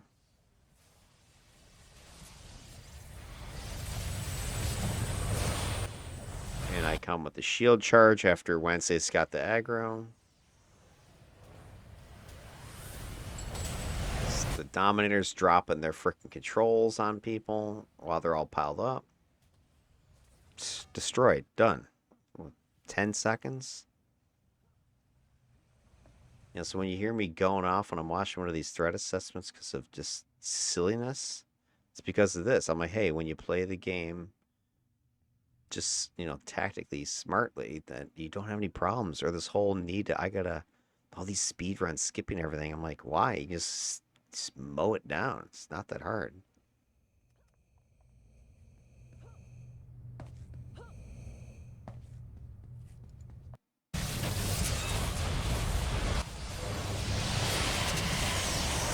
All right, so these two guys run into the boss. Like I didn't know where it was. We were like on a different floor, as you can see from the map, and there was like stray targets that we kept running into on the way over here, so it delayed us from catching up.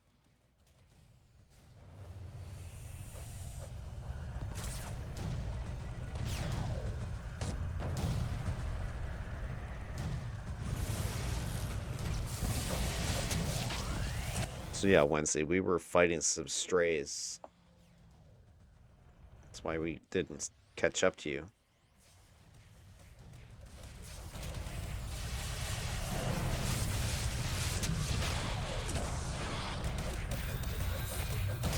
Now I get to see what you were fighting.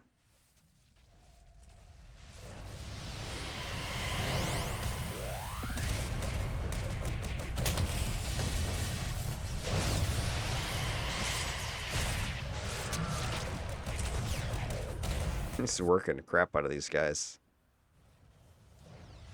Here comes more. Oh, Iron Glacier's getting worked. Yeah, I wasn't there to help you, buddy.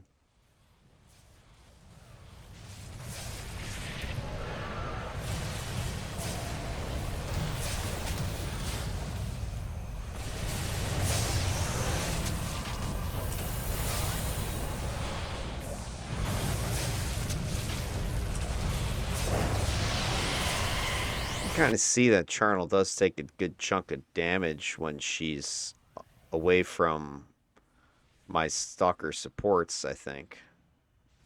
Although it also could just be because she has to stay in there longer.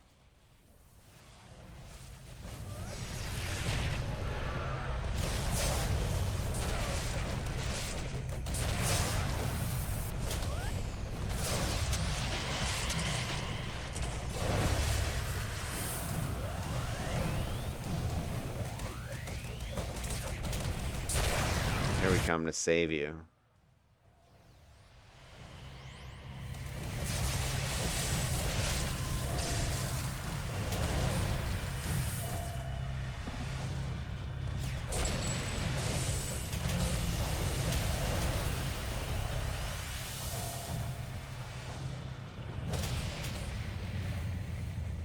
There we go.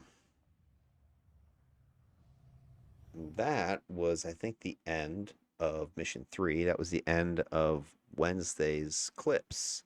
So now it's going to go back to my clips after I realized I had stopped recording.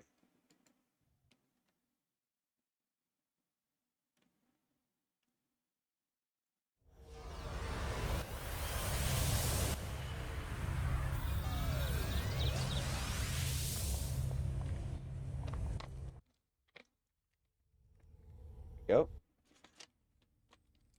All right, we got another replacement. This is and then we lost our Dami, so then I had to keep filling in, which is why I forgot to start the video, I think, last time. Yep, so then I had to find another body. We're back.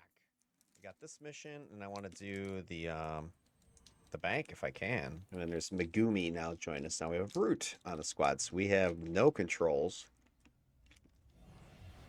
Sorry, my throat is dried up. So anyway, Brute, tank, 2 Stalkers, Blaster. It's the crappiest team you can possibly put together, right?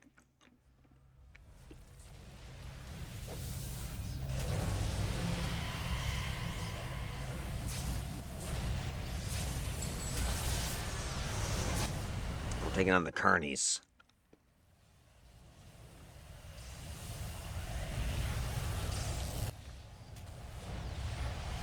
Right in the side hole.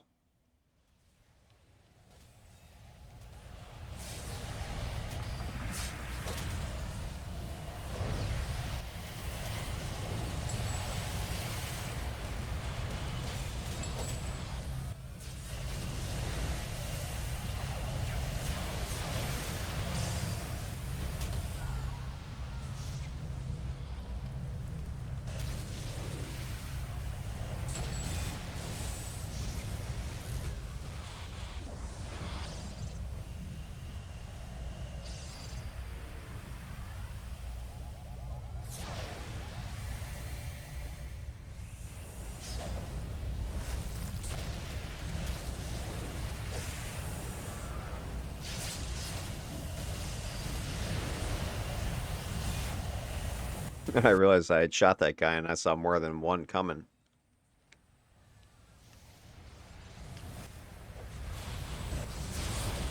So I alert him with a little message. I may or may not have pulled the other room.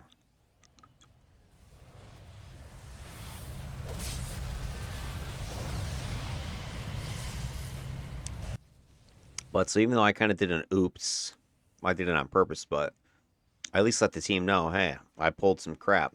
Not like some people you've seen with these threat assessments where you see somebody makes an oops, pulls something, and it's books it and drags the whole group, into the back end of the team, or they go running away or something. Just like, just own it and just say, hey, pulling.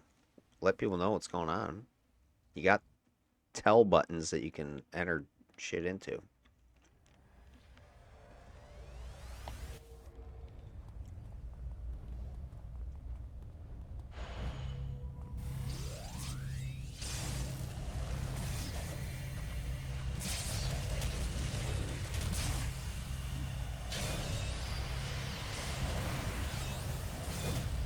See this group coming? I just freaking TP right into them.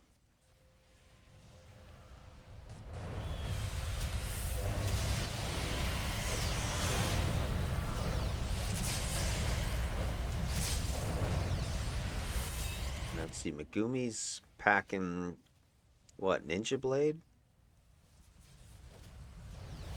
I think.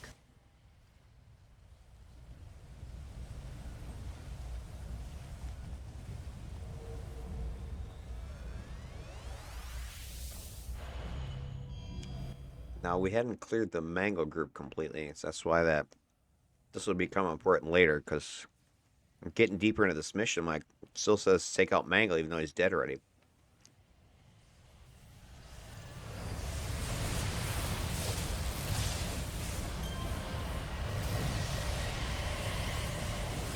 This mission is probably one of the more dangerous ones for me, because the Psy, I really don't have much, like no resistance to Psy.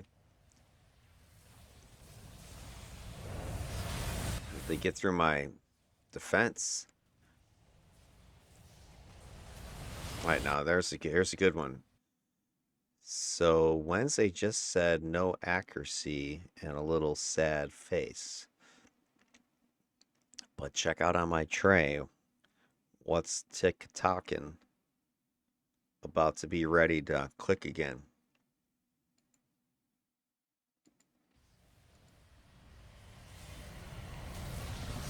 I'm like, 1 sec. Boom. Debuff resistance gone. Or debuff resistance back. Because when I do my dark farm, my negative farm, with all the minus to hit, one of my farmers has ageless radial for that exact reason.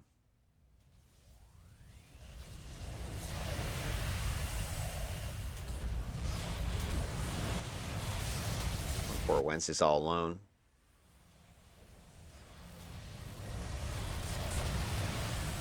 So just so the Psy Hole, the burn patches, the chill and night, all this stuff is doing a lot of damage to me in this mission.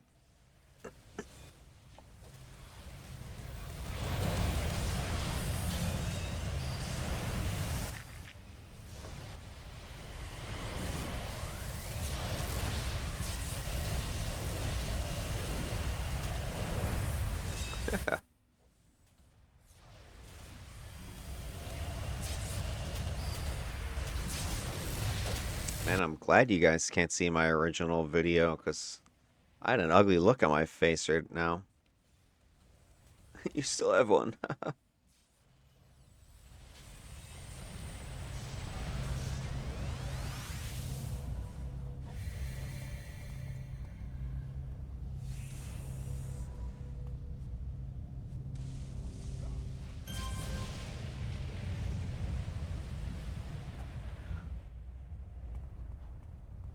It's probably because I was getting freaking tired of pugs dropping and so many people you're inviting or asking if they want to join. They're like, oh, that's too high level, or oh, that's blue side or red side, all that nonsense.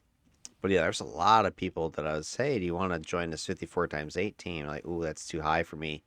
Even they're like level 41 or 30 something like that. It wasn't like I was inviting level ones. I try to only invite people that are level like 30 or higher. And we've got 3 or 4 incarnated level 50s on a team, so it's not like you're in that much risk. But one thing that did happen here when Megumi joined the team is I had told everybody who's joining, hey, no incarnates, but they were using rebirth a few times. I saw in the stats, which is, a no-no. I mean, if you have to use your incarnates for emergency purposes, go ahead, but they were using just more, to use it.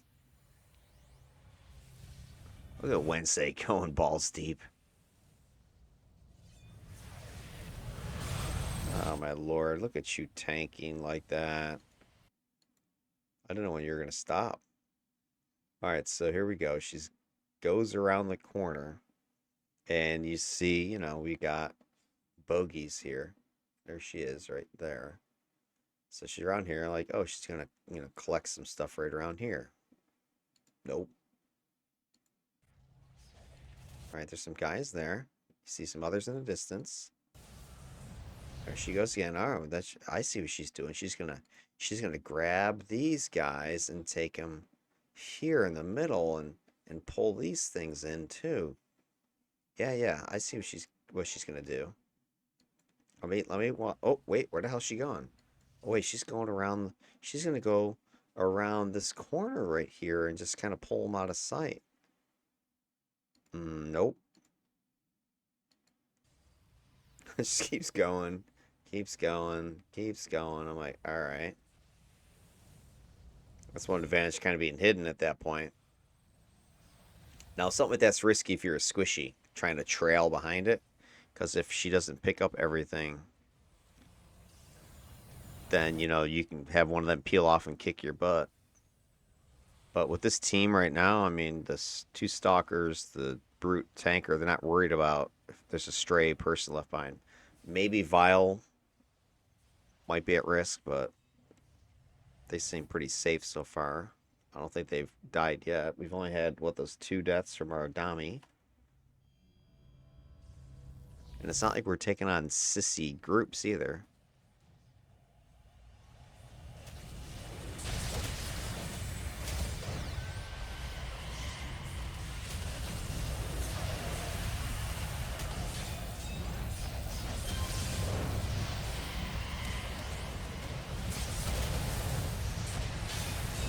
cleaning up on these frickin' carnies. One thing I noticed with my Night Widow, I was really hoping she'd use her smoke grenade more. She doesn't use it that much, even though it says it's like a 15-second recharge or something. And a lot of times she uses it too late. Like right there, you saw her chuck it when there's one foe left.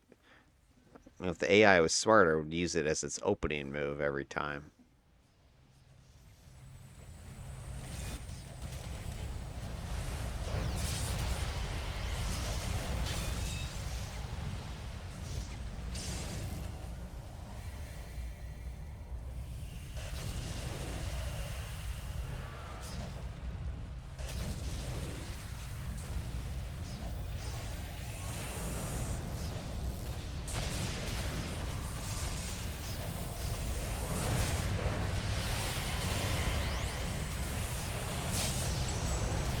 Damn. It's a slaughter. It's brutal. It's just a brutal slaying. This is why, like, people who do like to play the support characters kind of get frustrated because here we have a shitty team, like, on paper. It's just destroying stuff. Like, hey, what do you need Defender for at this point? Now, I am sort of playing the role of a Defender, but, we don't have any dedicated healers or shielding or whatever.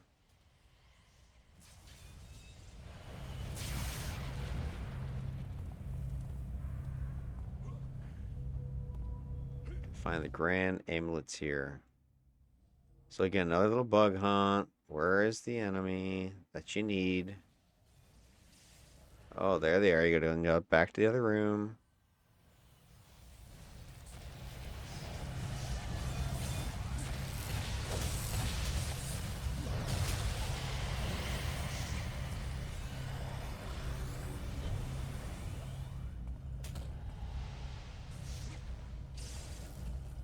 Still don't think we've found her.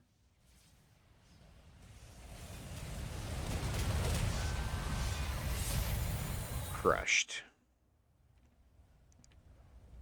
And then this next mission, when we go to do the bank, I always get nervous if I have a pug on the team because you never know when they're just gonna like bail out on you or mess up that test. And at this point, it's been a long recording. Been frustrating because I've had to like restart the team like 3 times. And each time it took like 10 minutes to find a body. I don't know where this chick is. Wait. Here she is. There she is. See? Here. The Grand Chocolatier.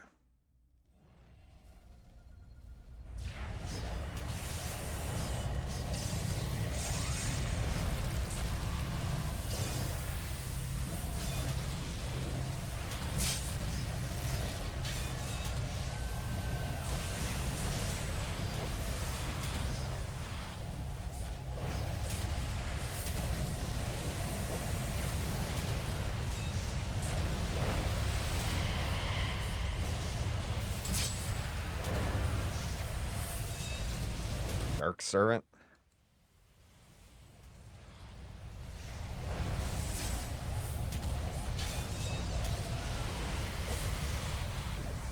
Then you gotta go back. Now what? Blow up the other thing. I gotta go back there.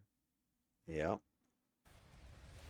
Alright, so back here, finish the last group, destroy the shiny, and finally finish this damn mission. At this point, I'm like, no witnesses, just kill them all.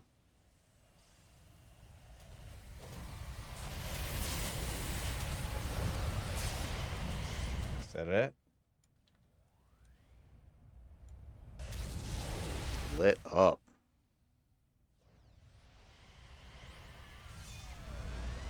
That's that.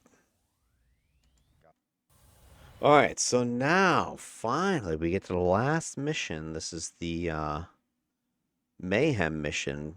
Rob the Peregrine Island Bank. And we've got the last, team is still here. But Megumi's a wild card because I don't know who they are. The other ones are all best of the worst people, so, we chit chat on Discord enough that they know what's going on. So the strategy here is we want to run side missions, like 3 or 4 of them, help build up some time, and also destroy crap along the way. And I try to not engage the PPD. Like there's a whole bunch of PPD over here, which you can beat them, but it's risky, and they're only going to give you 30 seconds if you beat them, and it takes a minute or two. When meanwhile we can just go over the wall here or into the parking lot and blow up the objects and get 2 minutes, 1 minute, whatever time added. So these guys are a waste of time. The only reason I go up here is because there's a badge right there that I want to go get. So you'll see my character go over here and badge. But as soon as I do, of course, our pug goes in here and starts engaging, which I'm like, great. I don't want to go there. And also, if you keep going down the street another like 50 yards like that, you trigger a longbow ambush. So 99% of the time, I head this way, blow up a bunch of destructibles, and then go and find the first key to the bank is over here with the Knives of Artemis. All right, let's watch the fun. Ahead and smash shit to get time. So basic instructions: get the badge, smash shit. Boom, in they go. Goomy, look at you. Dude, don't do it. We throw a little absorb on you. I hate fighting these guys. They have all that minus defense. F it.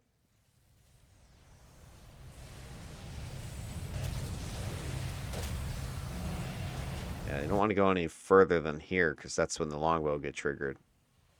And if the longbow are triggered while you're still fighting the PPD, it makes it like a freaking death trap. So I go back to just blow up some destructibles.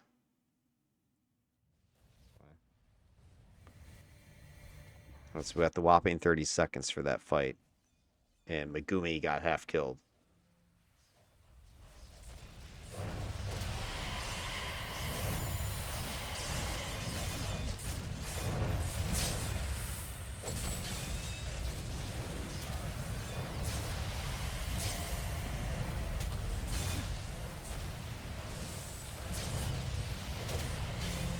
Alright, this is the key for the bank, although you don't technically need it. But I like to kind of just be thorough. More destructibles, try to blow these up. Blow up the barrels because they detonate stuff around them. Hit the jail, guys. Hit the frickin' jail.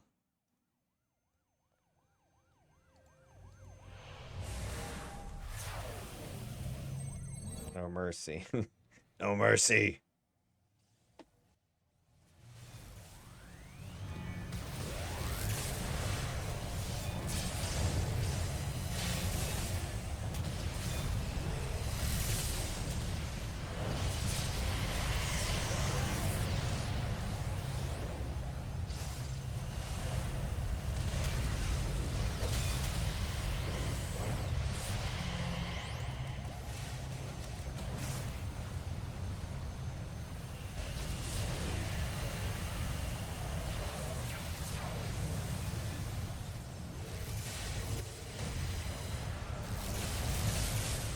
Gotta watch out for those enforcers. They have those tear gas grenades, whatever, that cause you to choke out.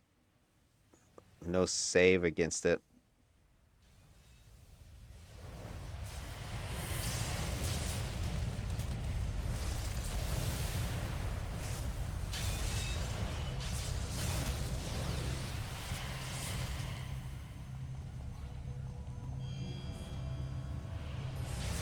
Alright, so you come down here. You just got to take out these PPD guys here, and that'll give you the bonus time for the jailbreak. I think it's 4 minutes.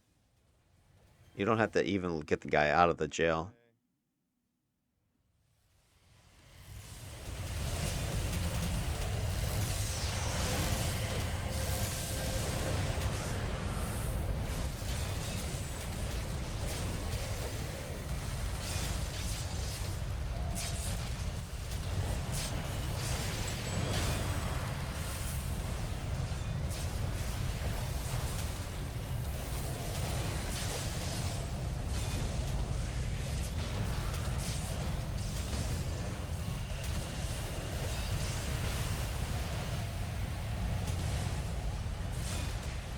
this guy.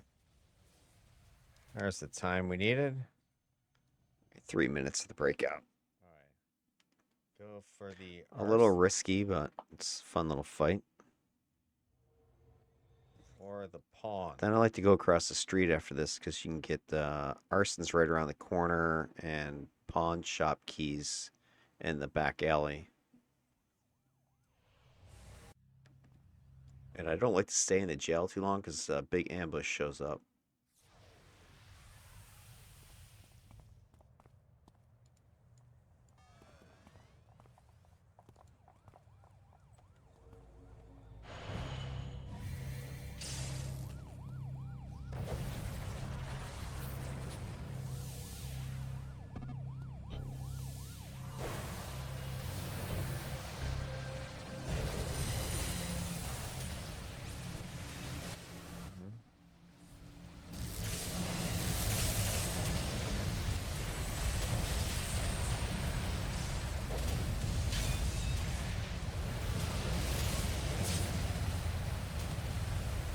Alright, gonna go get the arson location up around this corner.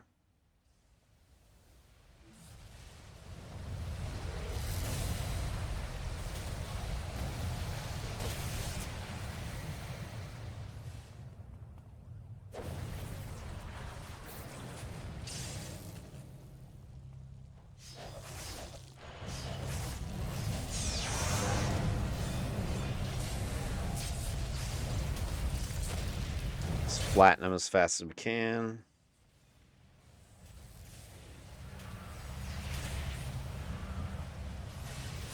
Got the key.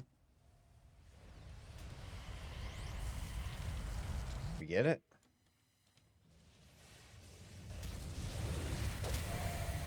Got it.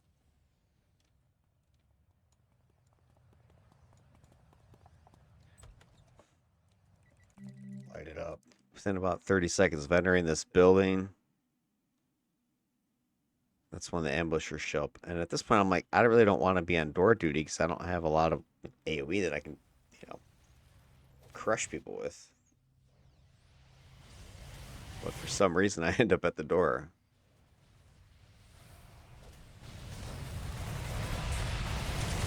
Hello, Vile Maiden, where are you?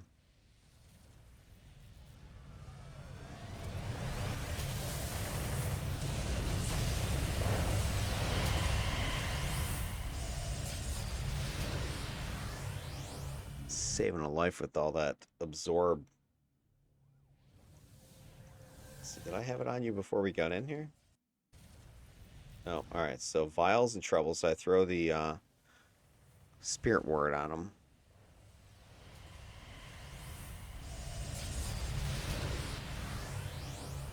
Or her. In comes some more cops.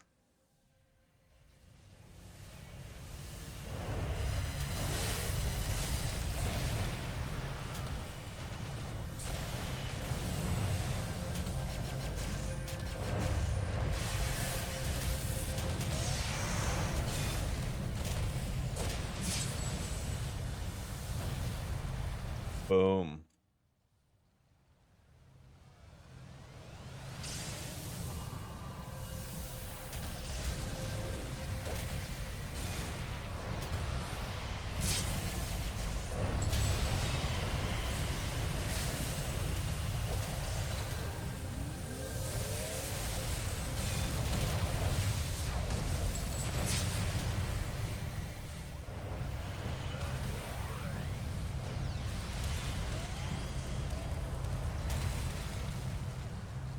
It's coming to say ejecting grenades. It up. Sick it up. Charles yakking out the door.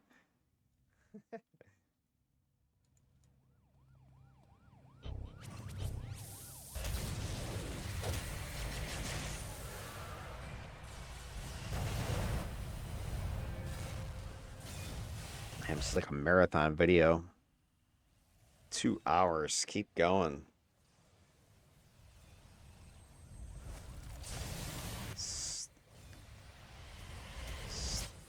About 14 minutes left, 15 minutes left of this. Alright, so we did 2 of the side missions.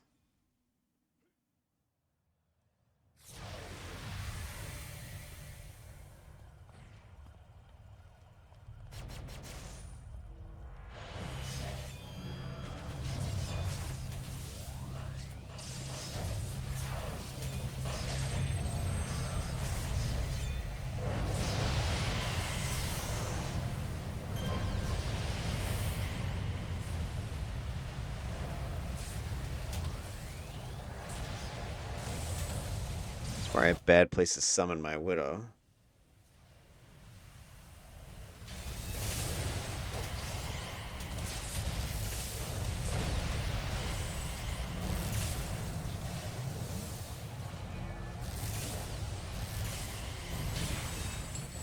And we just got 13 minutes here, so I think I go try to blow up some stuff. So we get to the pawn.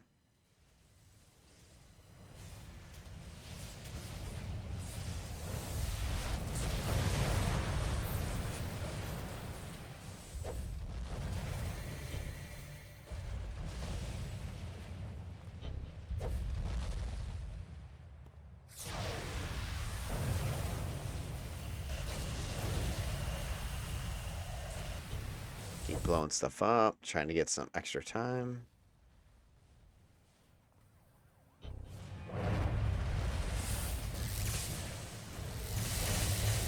Alright, here comes the incoming.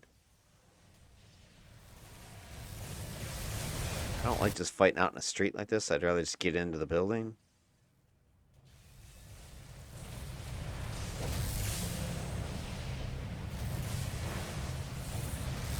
File's getting worked, and that's it. She got it from behind. Oh, there's our third death right there.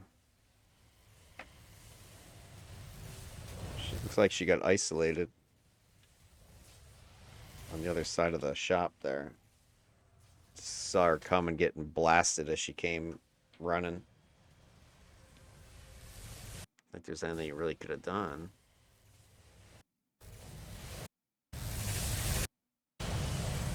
I turn around. She's taking damage. Get this fire hydrant. Turn. Yeah, she's already getting pounded. So she's right there. There's a whole bunch of freaking PPD everywhere. Blasting away. Yeah, you were pretty much doomed at that point. Nothing to be done.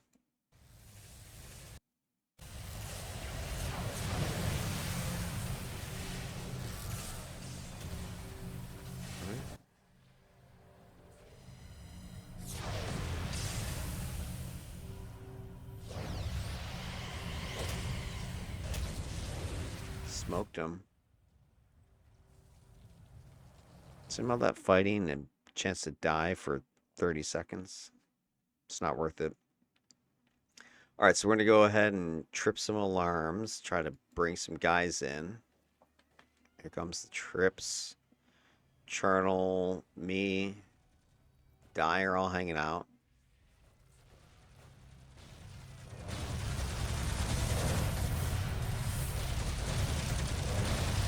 Stack these guys up. It's the best.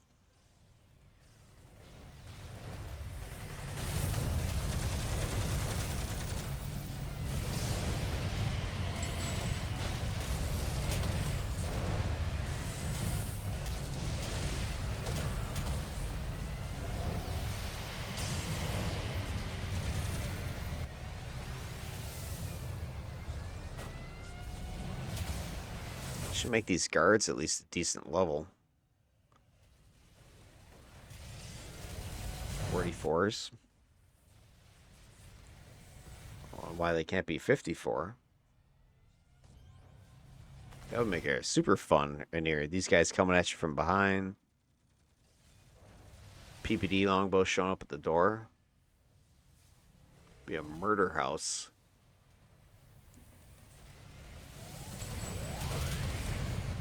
Comes more. This is my favorite side mission. You're like one good area denial type character. Let's say like a dominator or a traps mastermind or something like that. You can just hold that door solo.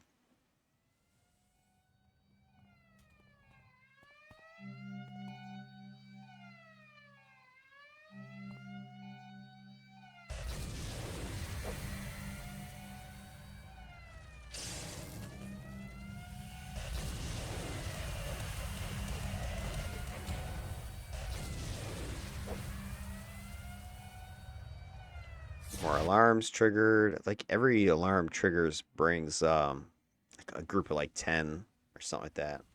And I think there's like 6 alarms roughly here. Plus when you get the first timer, the first set of saves rated, that triggers another ambush.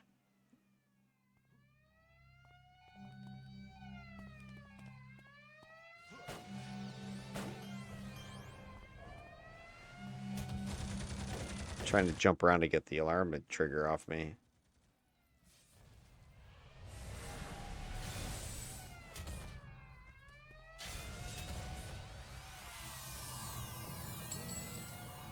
There we go. That's going to trigger another ambush now. But there's 2 separate timers you can get here.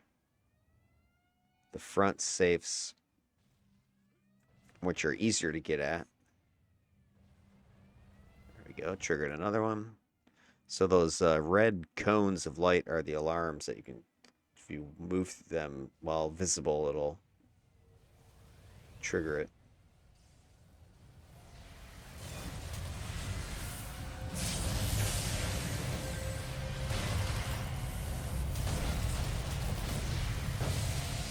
This is brutal.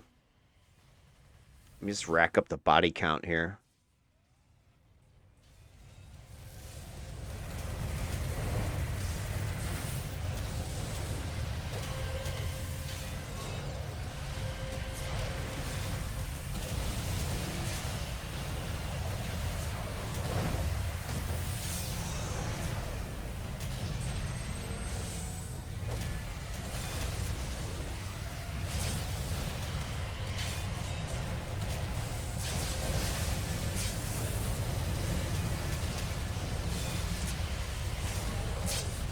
I know what happened to the Chaldean people, how they went extinct.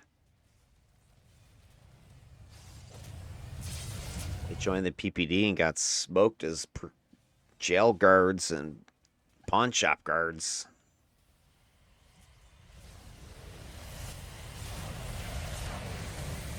I don't know why the heroes let these guys be part of their police force anyway.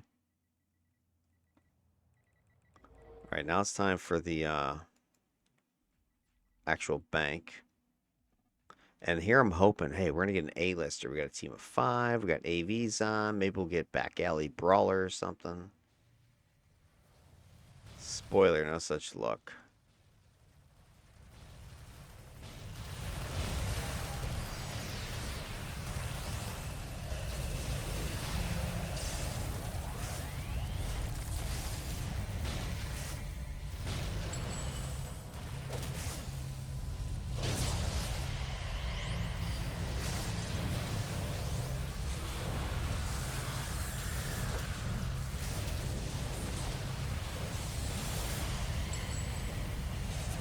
Not sure I should be doing the doors, the Mr. Stalker boy.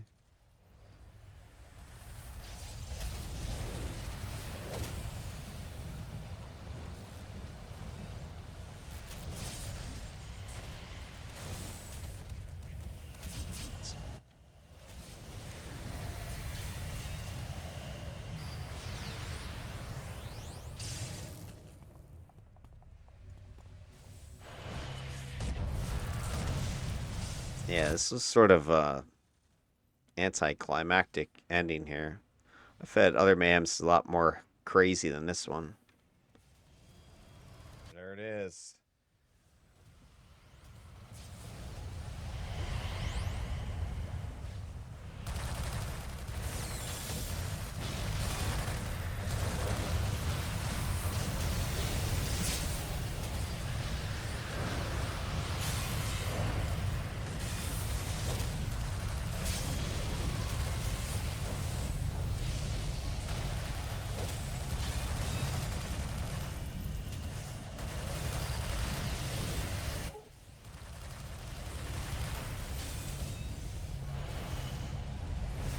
Dang it.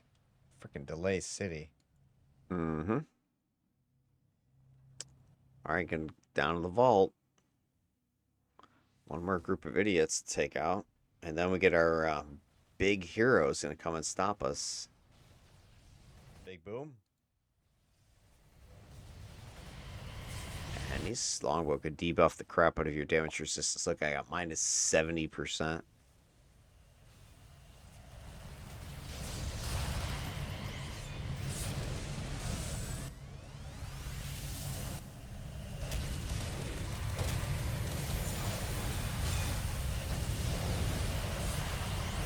Get the loot. Get the loot. Somebody's got the loot. All right, so we click the money, and guess who shows up? Swallow, man. I can't stand getting Swallow Man. He's pretty badass in his one morality mission arc on Blue Side, I'll say, but Did all this for Swallow, man? Jeepers, come on.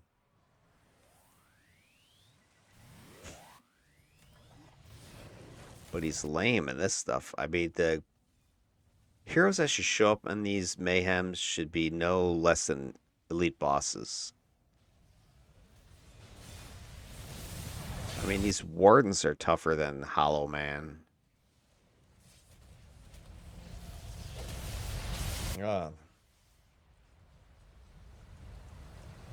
They be like support Stalker. Yeah, or somebody made the joke that the reason they sent Hollow Man is they didn't take my support stalker for like serious. And boom, there it is, guys. There it is. Boom, done. So that was an hour and like 15 minutes or something like that of total fighting, I guess. But when you take a look at the stat numbers, it's not that long. Since I said, I think it's like stripping out the non-combat moments somehow. And there you have it, Xaos Warden, the team trials. Now I do have the stats and data from those missions chopped up and analyzed, sort of. But I don't want to get into them right now. This video's obviously been long enough, and I don't want to talk for like 30 minutes plus to give you an overview. So I think I'm going to reserve the stat look as a separate video, and I'll probably bring in Xaos's team data versus my overall DEF CON series data, and just kind of have a head-to-head comparison to see how his numbers looked versus those defenders and controllers that I had analyzed several months ago. But anyway, there you go, guys. That's it. That's Xaos Warden from creation, concept, build, solo testing, and now team testing. You tell me what you think. Support Stalker. Did he live up to that moniker or not? And when we take a look at the data, we'll see if what you predicted is true or not, or we're just making all this crap up. All right. Have yourselves a good night, and I will catch you in the next video. Peace out.